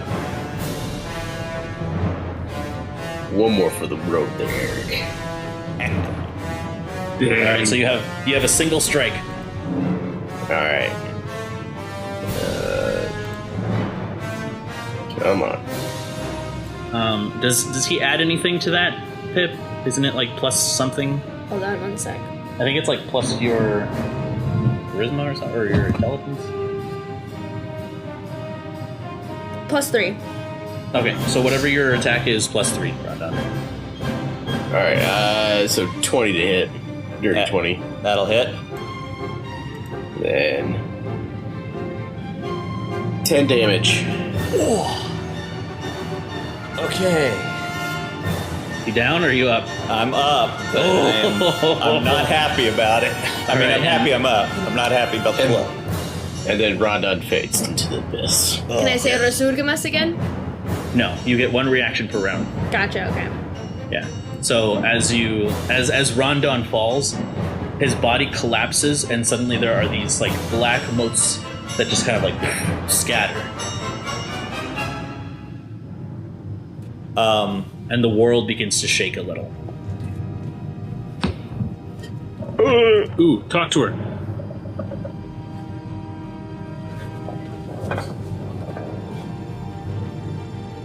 Eric, Huh? What? What's talk going to on? her. Talk to her. It was your turn that this happened on. Oh yeah, it was. Wait, what's happening to the map? Beasts Suddenly of the Dream world are begins falling to apart. world begins to fall away. Rosa. Rosa, Park.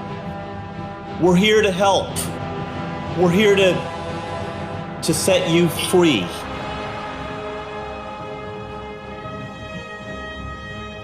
Go ahead and just make I'd say this is a charisma check.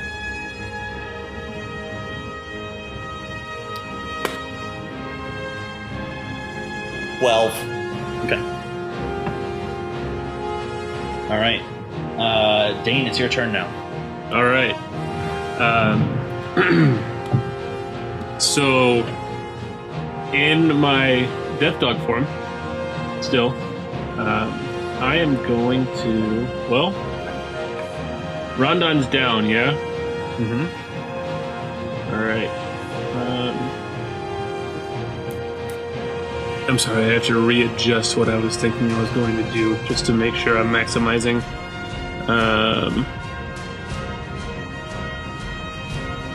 So I'm going to rush Pip and kind of whatever, run around. Kind of doing the little doggy, like, their feet are just kind of just trotting a little bit. Yeah. But twice, like Like your like horrid, like lazy-eyed, like death dog form with like mange and like saliva running down your face. And I drop a stick at Pip's feet and I lower myself. Good boy, good boy. And then I bite her. Okay. Oh shit! It's like. So I'm gonna make 2 bite attacks. Okay. Darn it. Didn't figure out a dang dice tray or something. The first one is a 12 to hit, which I know misses. Second one, that's better. That one is a 21 to hit. That just misses. Ooh. So It would have missed instantly. Yeah. So that's 8 piercing damage and a Constitution saving throw from you, please. It's a 9. That's a failure, so you're poisoned. Ooh.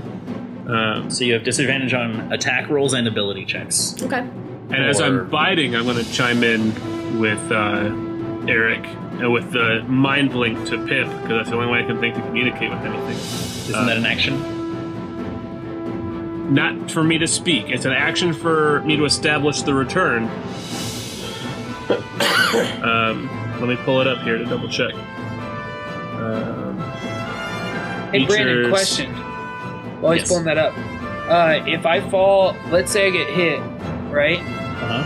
Does a reaction happen before or after the damage? It depends on the wording of it. What are you trying to...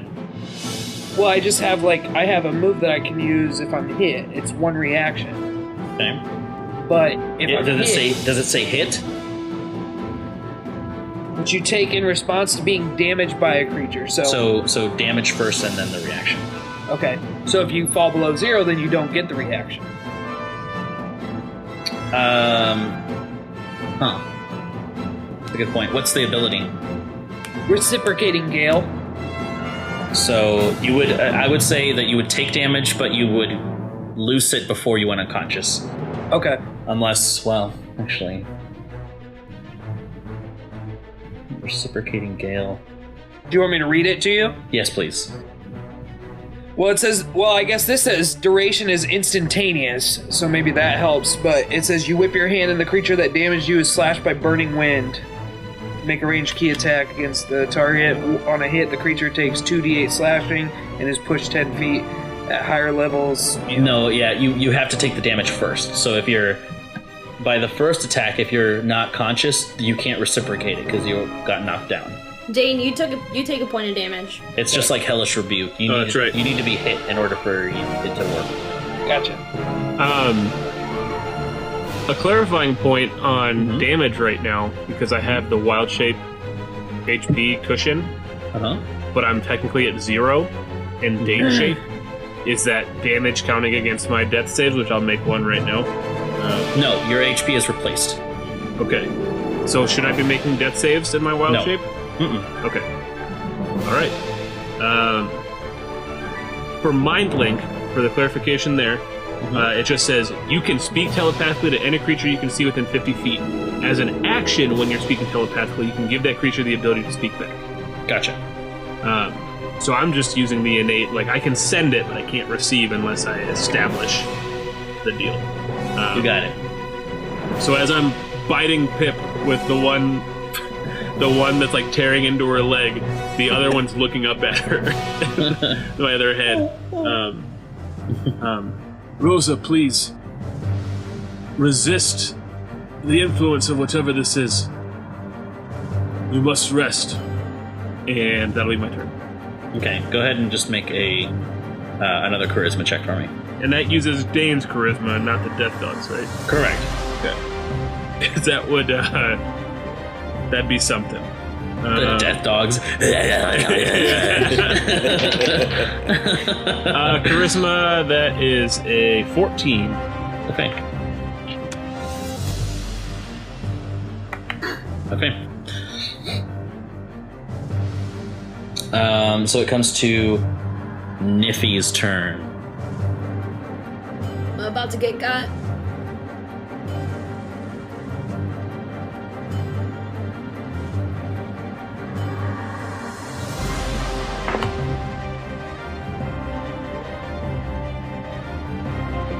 You see her grip her sword and look in your direction, Pip.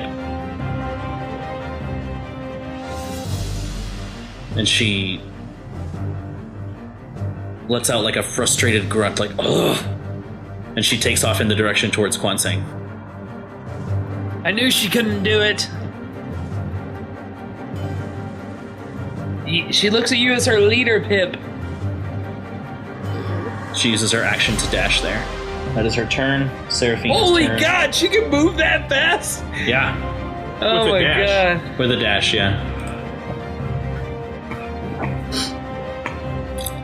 And Seraphina is going to...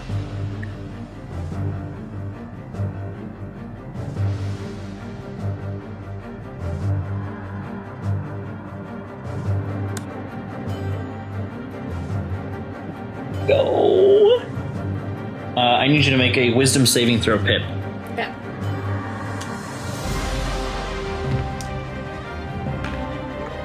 Funny. Not natural. Okay, so you see her beginning to move her hands in the air, and there's this like strange psionic displacement in the air. But you kind of close your eyes and shrug it off as nothing happens. Pip, it's your turn. Okay. Eric, Nope. that's a natural 20. Are you rolling with disadvantage? Why would I roll with this? Because You're you're poisoned. poisoned. Oh, okay. That's a Dude, that just saved your butt, Eric. 24. What was it? 24. It's not gonna matter. Yeah, that hits. Okay. But it's And not I'm so- double. Right, but I'm so so yeah. I won't die. Yeah. So that's one attack. Okay. Let's roll the damage first. Okay. For one, Mm-hmm. that's 12 plus 4. So that's Okay. So the arrow sinks into your chest, Eric, as you fall to the ground. And he's down? I'm down. Okay, I say Resurgamas. Okay. And I have So- him attack Dane. Okay. Wait, Gotcha. how does that work with like death saves and like player character?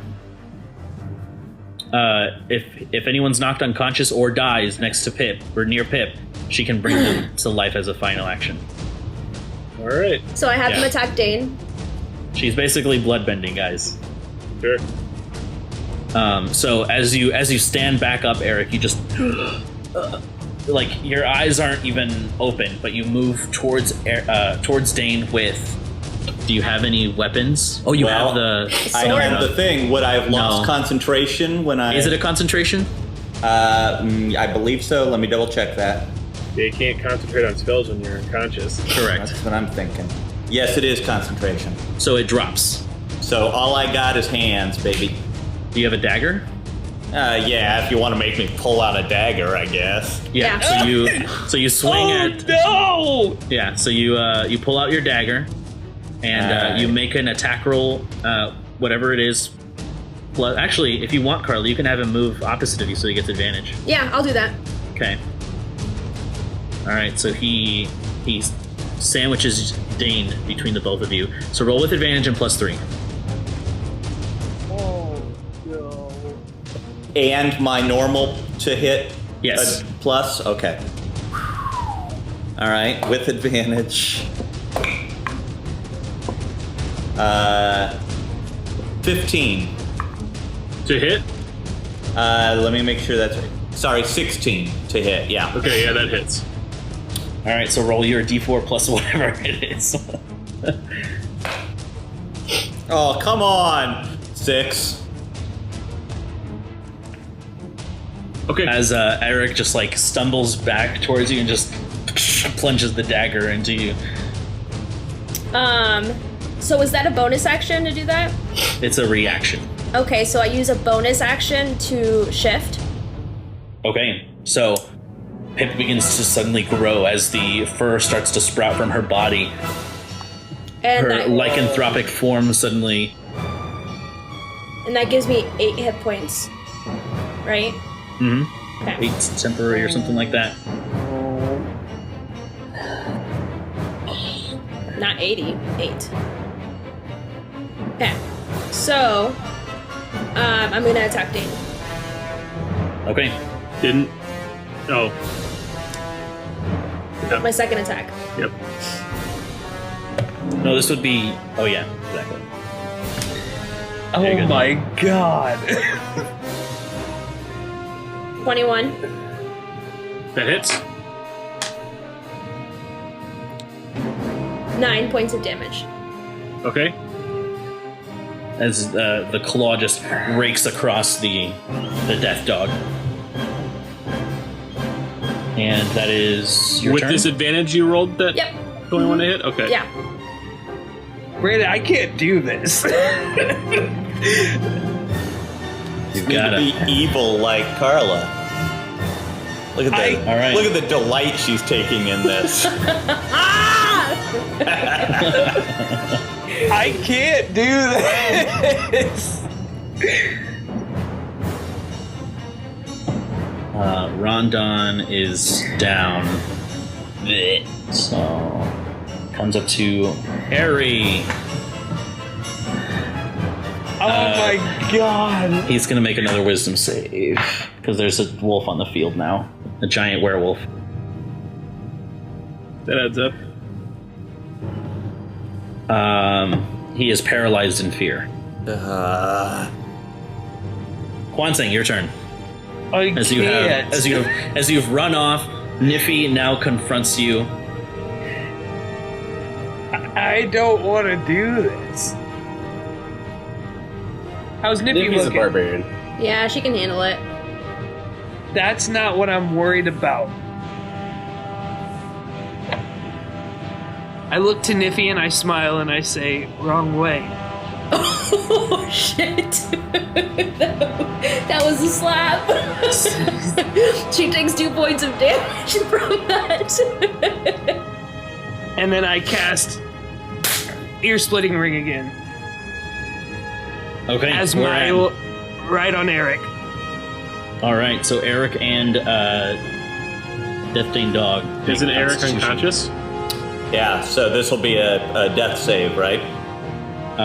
Yes, that is correct. Yeah. Oh, so you just lose a death save. And I have to make a Constitution saving throw. Correct.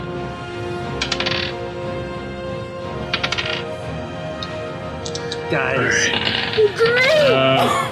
I swear to yo. God, no. With advantage, I rolled 2 19s.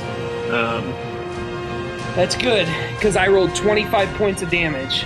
All right. So you take 12. 12. But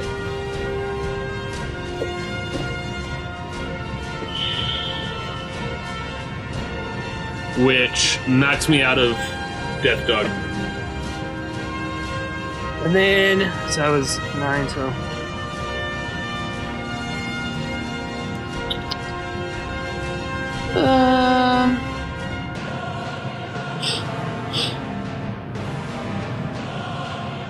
What are you at without Death Dog?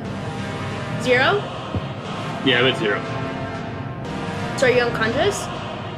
No, the Fury of the Wild Heart keeps me upright, but I'm like making death saves when I'm in human form. Or Kalashtar form.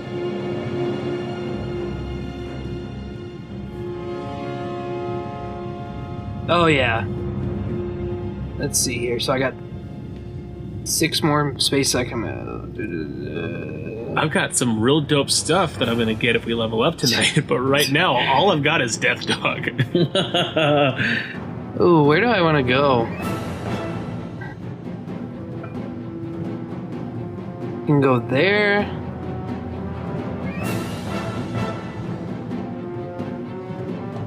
Yeah, no, here's what I'm gonna do. Yeah, that's where I want to go. So 7.1. Right. There.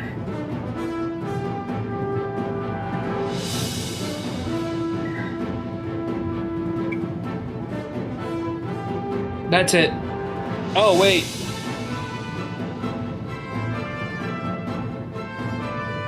Oh, no. Oh, What's that? Brennan. Yes. Do I still have Crimson Right when I'm in my When you're in your hybrid form? hybrid form? You have to affect your claws, so they're separate weapons. Gotcha. Yeah. So you can apply it once, and it applies to both of them. Okay. But yeah, your bow and your claws are different weapons. Yeah. Okay. What you got for me, Drew? I moved. You're good. Okay. So Eric, it is your turn. You are unconscious. Make a death saving throw.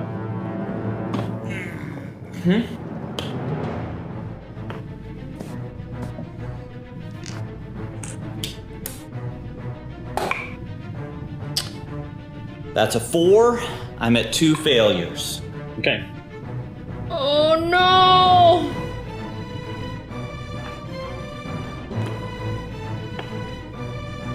All right. Dane, it is your turn. All right, so in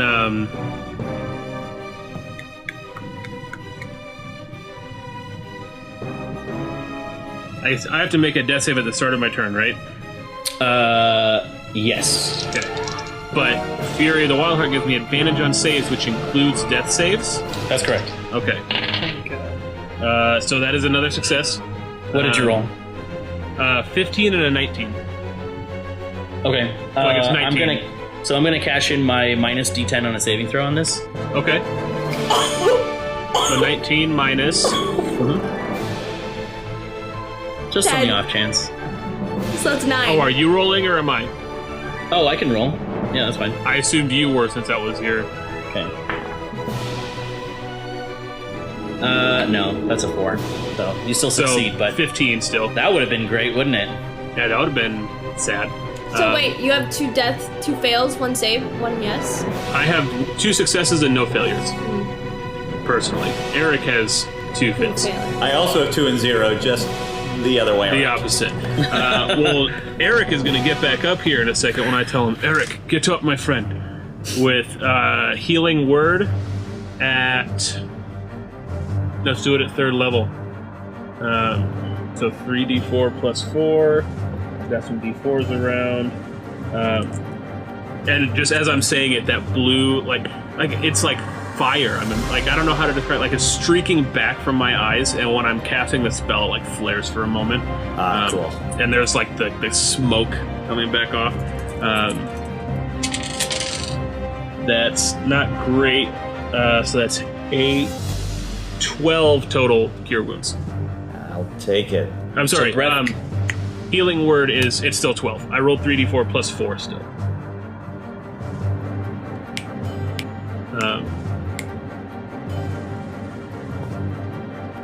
That's my bonus section. Sorry, Yeah, go so on. breath suddenly returns to you, Eric, as you are on the ground. You suddenly look up at the sky, and you see that pieces of the blue sky above you and the sun are kind of disintegrating and deteriorating.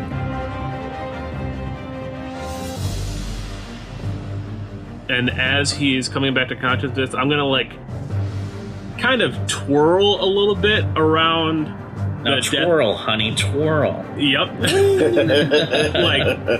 like it just kind of like the spin move so I'm still adjacent to Lycan Pip, but just facing differently, so that I've got a straight line on Pip and Kwanseng. And I'm gonna cast a Lunar Surge. Ooh, shit.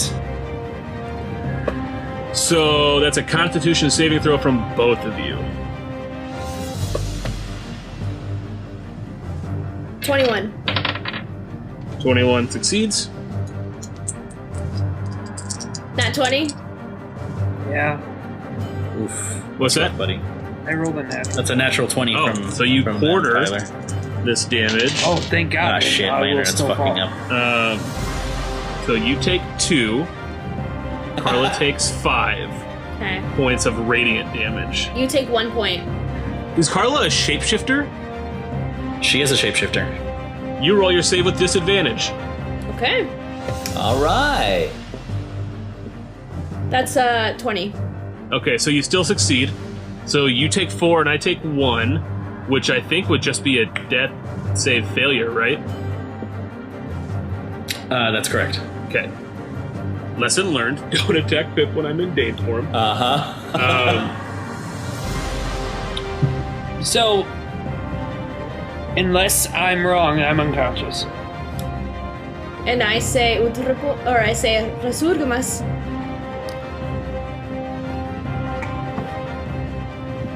All right. And he's gonna attack Dane.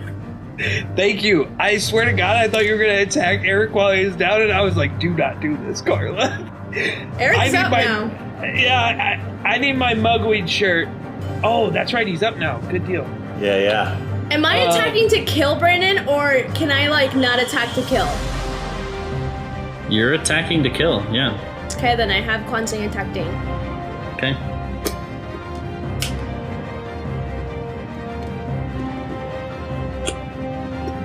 You're going to need to move me. I move. Oh, I can. Do I do it? Yeah. Oh, bards. And opposite of me, so that you get advantage. Has she already used her reaction this round?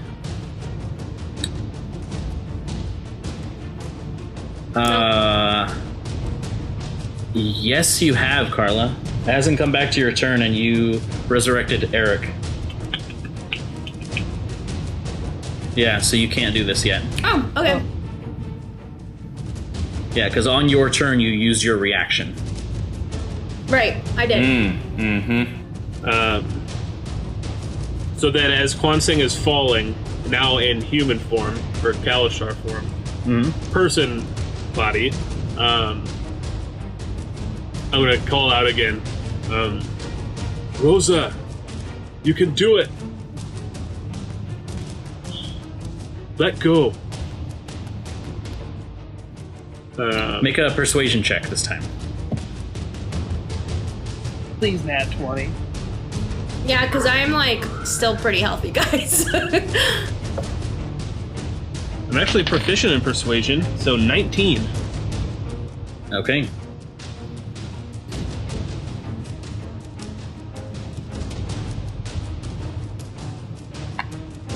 Okay. Noted. Oh, no. All right, so it comes to Niffy. As Kwanseng, your body hits the ground, and just as Rondon's did, these like black motes just suddenly disperse around you, and you all notice that the world around you crumbles even further than it was before. Thank God. No, Harry. Harry!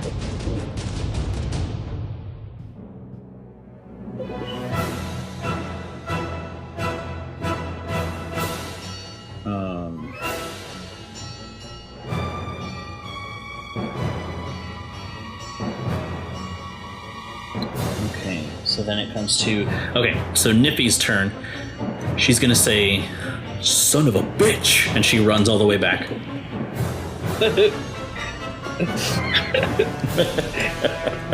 So my original plan was to make her chase me and then kill her by herself. But, because she'd never catch me. Would have been a good plan. Nope. You know, actually, she's not going to double dash. She's going to run up until here, and she is going to loose a crossbow bolt. Hopefully it's silver tipped. So that's a 6. So boom, it just goes off into the distance. Seraphina's turn. Come on, Seraphina. Pull a clutch move here. Yeah, does she have anything really strong? Use that. Yeah, what she's gonna do is she's gonna run up to you, Pip, and you can see her extend her hand out towards you. That is a 19 to hit. Yeah. And you take 14 points of psychic damage as you feel this blast suddenly rack your mind. Okay. She takes 1. Okay. And as a bonus action, she is going to cast Sanctuary on you, Dane. All right.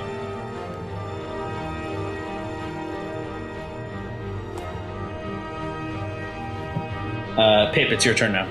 Okay. So I'm gonna attack Eric.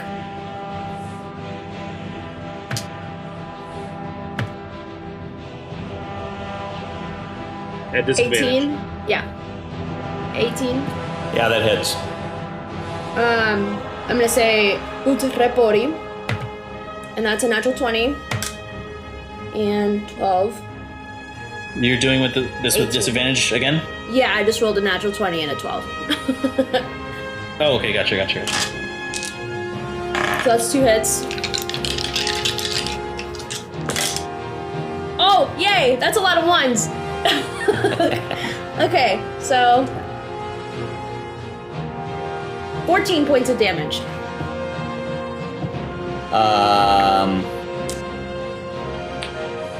I'm back down. And I say Resurgamus, and you There you attack go. Seraphina. Okay. All right, so you But you Happy to. move opposite of me. right here. Mm-hmm. Okay, Alrighty. so with advantage there. With Eric. advantage and plus an extra 3. That's gonna be. What's going over here? By the way, guys, I'm choosing not to take my 4 healing potions. 21. Brandon's like, no, you're not. 21 to hit. That does hit, yeah. Okay. 6 points of damage. 6 points of damage. Okay. Was that your turn, Pip? Yeah. So Harry's turn. Let's see if Harry can get a good roll here. Come on, Harry. Ooh, no, that's a 5. So Harry's Eric, gonna be it's the your only turn. one who survives. Make a death saving throw.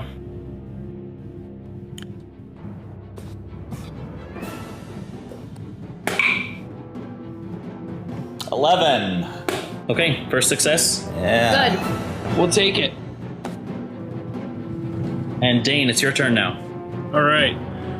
So for my bonus action, I'm going to use another healing word at 2nd level this time. Are you unconscious? Technically? I'm at 0 hit points, so I guess that save. Death save with advantage, and I will use my Dane dice, not my monster dice.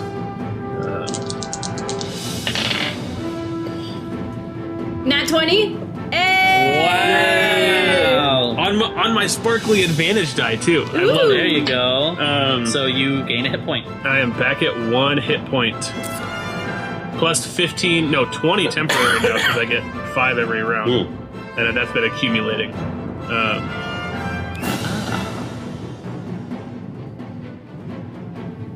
Every round? For how long? The rest of your life? Until this Fury of the Wild Heart's up. Oh, wow. it's Five temporary hit points every round. It doesn't stack. Temporary hit points don't stack that way. It refreshes. So I just have 5. Yes. I don't have 20. No. Okay. No. Every time you gain temporary hit points, it overwrites the other ones. Okay, well that's less exciting, but I get sorry. it.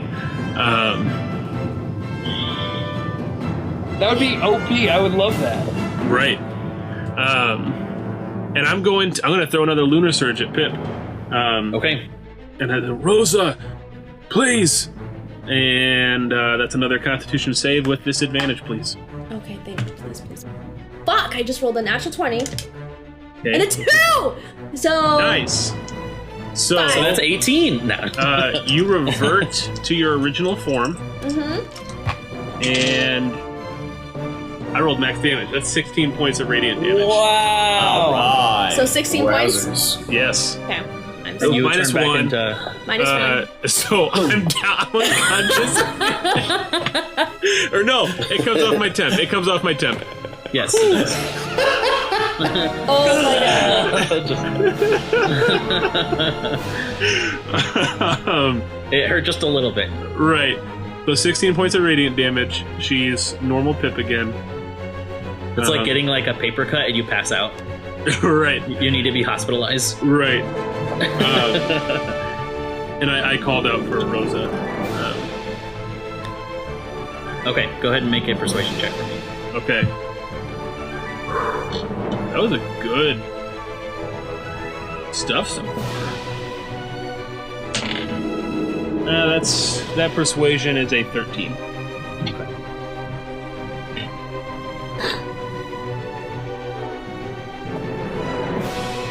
Okay.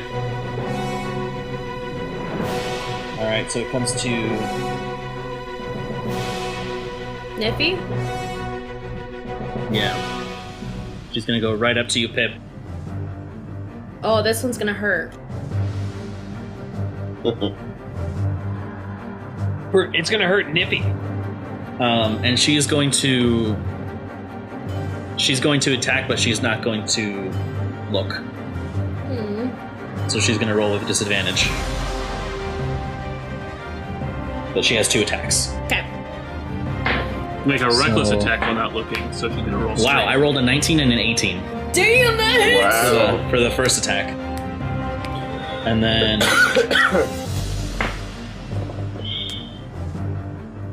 a 15 on the second one. That just hits.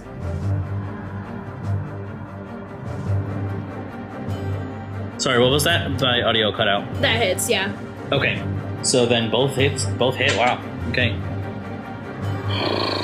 Okay, so that is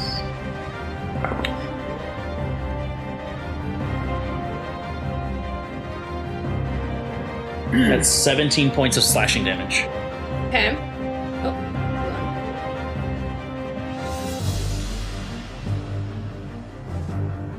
17? Mm-hmm. Okay. And that is her turn. Okay. Oh, did I roll for healing on Eric's healing word? I think you Did you do another healing word on me? That was my bonus action for this round. Oh, Yeah, you no, did. you didn't. I remember saying it, and then I remember going into the Lunar Surge, and I forgot about... Oh. Eric, get off the ground. You're healed. Did I say it? I know I thought it, but I might have been caught up in something else. I mean, if you don't have any hit points healed right now, Mike, then he No, Yeah, so go ahead and roll. Okay. So as I'm ready to cast the Lunar Surge, it's Eric, I'm not leaving without you. And then I will roll 2d4. So that's 8 points of healing for you, my friend. Thank you.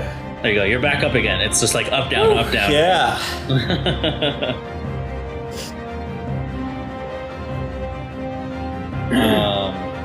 All right. So now it is Seraphina's turn. She's going to attempt to attack you, Pip, with her Mind Blast. Oh.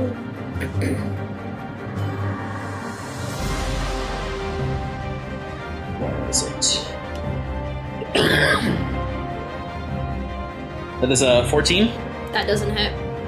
Okay, yeah, so she extends her hand out towards you, and you just move it out of the way with your own. As a bonus action, she is going to... Because you attacked Pip, right? I did. Yeah, so she's going to use another first level to cast Sanctuary again.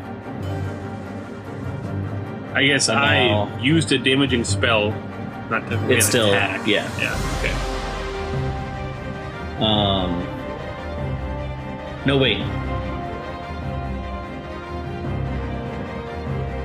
Oh, it's an area of effect, right? It's a 60-foot line. Oh, no, yeah, but you still ended up causing damage to another Yeah. creature. Yeah, so she'll do that. And now it is Pip's turn. Okay. Does Rosa want me to take a healing potion? You don't have access to your consumables here. Cool. Okay. So then I'm going to attack. Well, yeah, I'm gonna shift into my shifting form. Can you do that again? Or, oh no, you're not talking about your lycanthrope form. You're talking about your shifter ability, Right. Which Okay, gives good. me 8 points of 8 temporary hit points. Gotcha.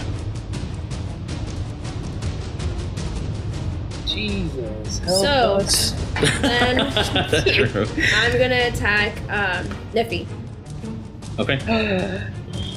You're just gonna degrade Nif like that? Just gonna dog her? 18. 18 hits. Okay. And then Oh no. 16. 15. What kind of damage is this? Claw. What? So slashing? Yeah. I heard you claw. said you said 16? Mm-hmm. So Why? this is so she's raging, so she takes half of that. Okay. Is that your turn? I'm still doing damage. Oh. You did 16 with one attack? Oh, because you have Crimson Ride up. That's right. Yeah. Fuck, that's a really powerful move.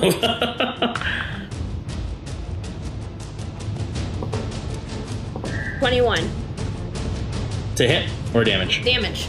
Okay, so another 10 to Niffy. She's still up.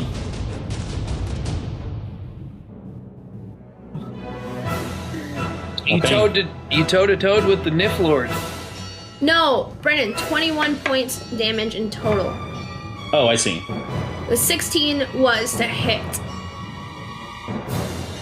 My bad. Yeah. Okay, corrected. Yeah, please don't take more damage than you have to. Could you imagine?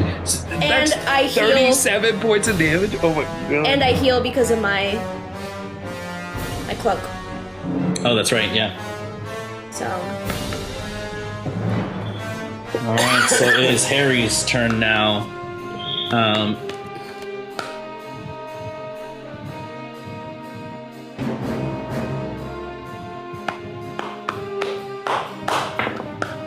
And that is an 18 for his will save or wisdom save.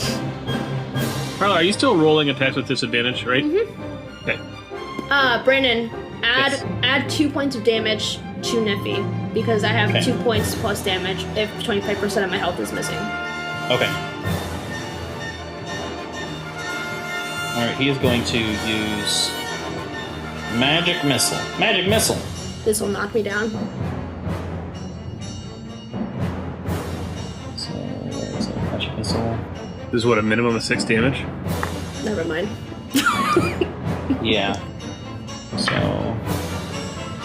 And it's 3d4 plus 3. It could be anywhere from 6 to 15. Oh, okay. That is a total of 9. And then he takes a point. Oh, sure. He does a thing. Oh God! Yeah. So that gets rid Ow. so that gets rid of my temp. Okay. As it comes to Eric, your turn. You are on the floor. Pip, Olive wouldn't want you to do this. Olive would want you to just relax. And relax is a command. So make a wisdom saving throw. Okay. Natural 1, baby! Let's see it. That's 11. You said All right. wisdom? Yes, Yeah, 11. that does not succeed. Okay, so you... I'll say you spend your next turn doing nothing. Okay, cool. And then, as a bonus action, reaction, whatever, just calling out, Rosa, let go. It's over. Let us help you. Roll a persuasion check for me.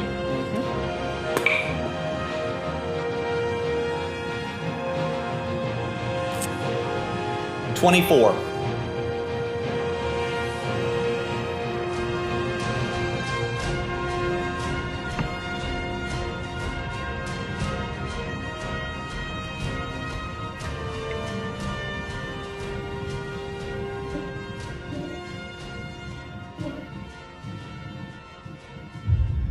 All right.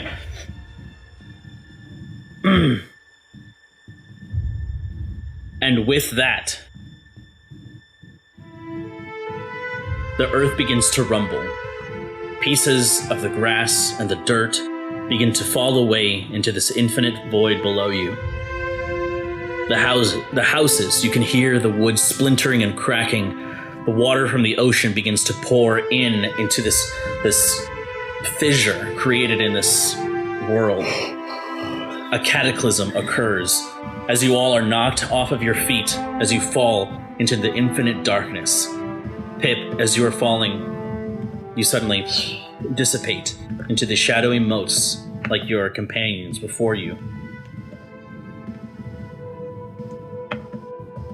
Dane, Eric, Niffy, and Harry. Seraphina? And Seraphina. You all fall and fall and fall.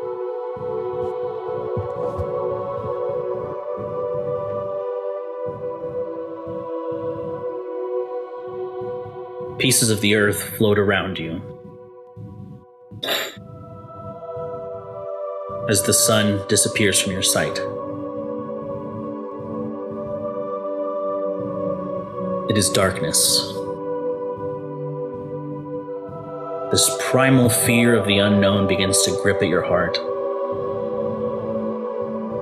as you look around for each other.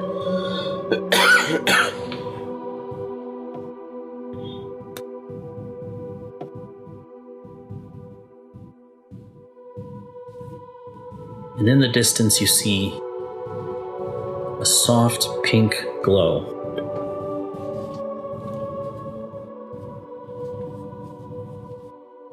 Covered in these inky black tendrils of darkness.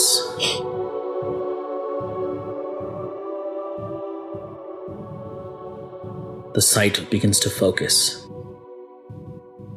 And there is a small girl.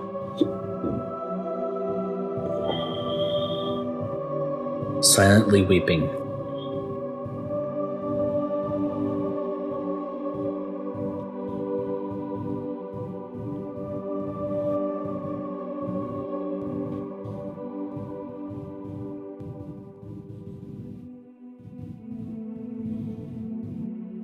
It is almost endless, the darkness around her.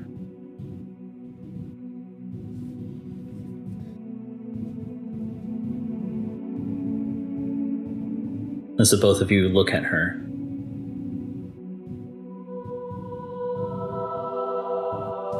From you, Eric, from you, Dane, there are these two lights that suddenly and slowly drift from the both of you. Eric with this dark purple, Dane with this bright blue.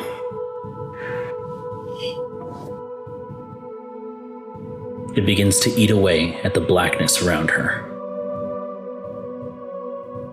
You can see her hands suddenly free from its restraints. These red, chafing marks.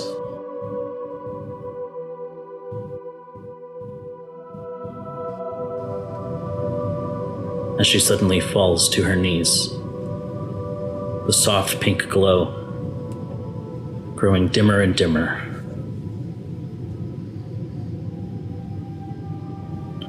And suddenly it changes.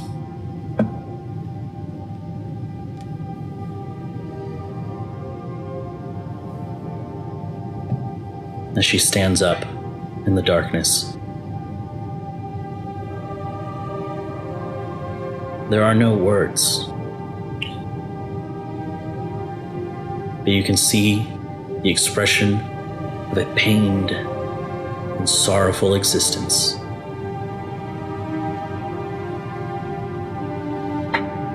And a glimmer of renewed hope.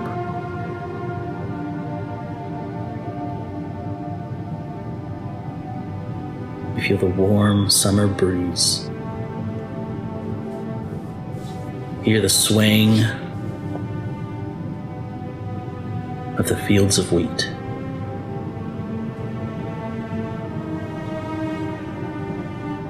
Smells of summer.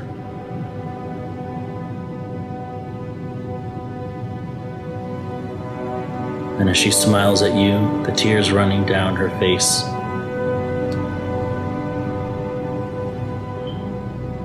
she turns away.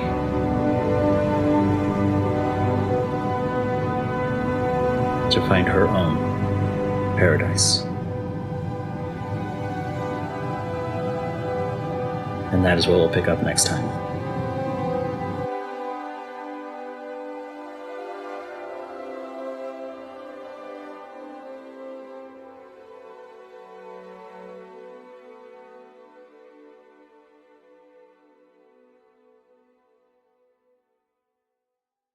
Hey folks, thanks so much for joining us for this episode of The Dark Veil. If you're enjoying our podcast, the best way to help us grow is by telling your nerdy friends and family about us, and leaving us a review wherever you listen to podcasts.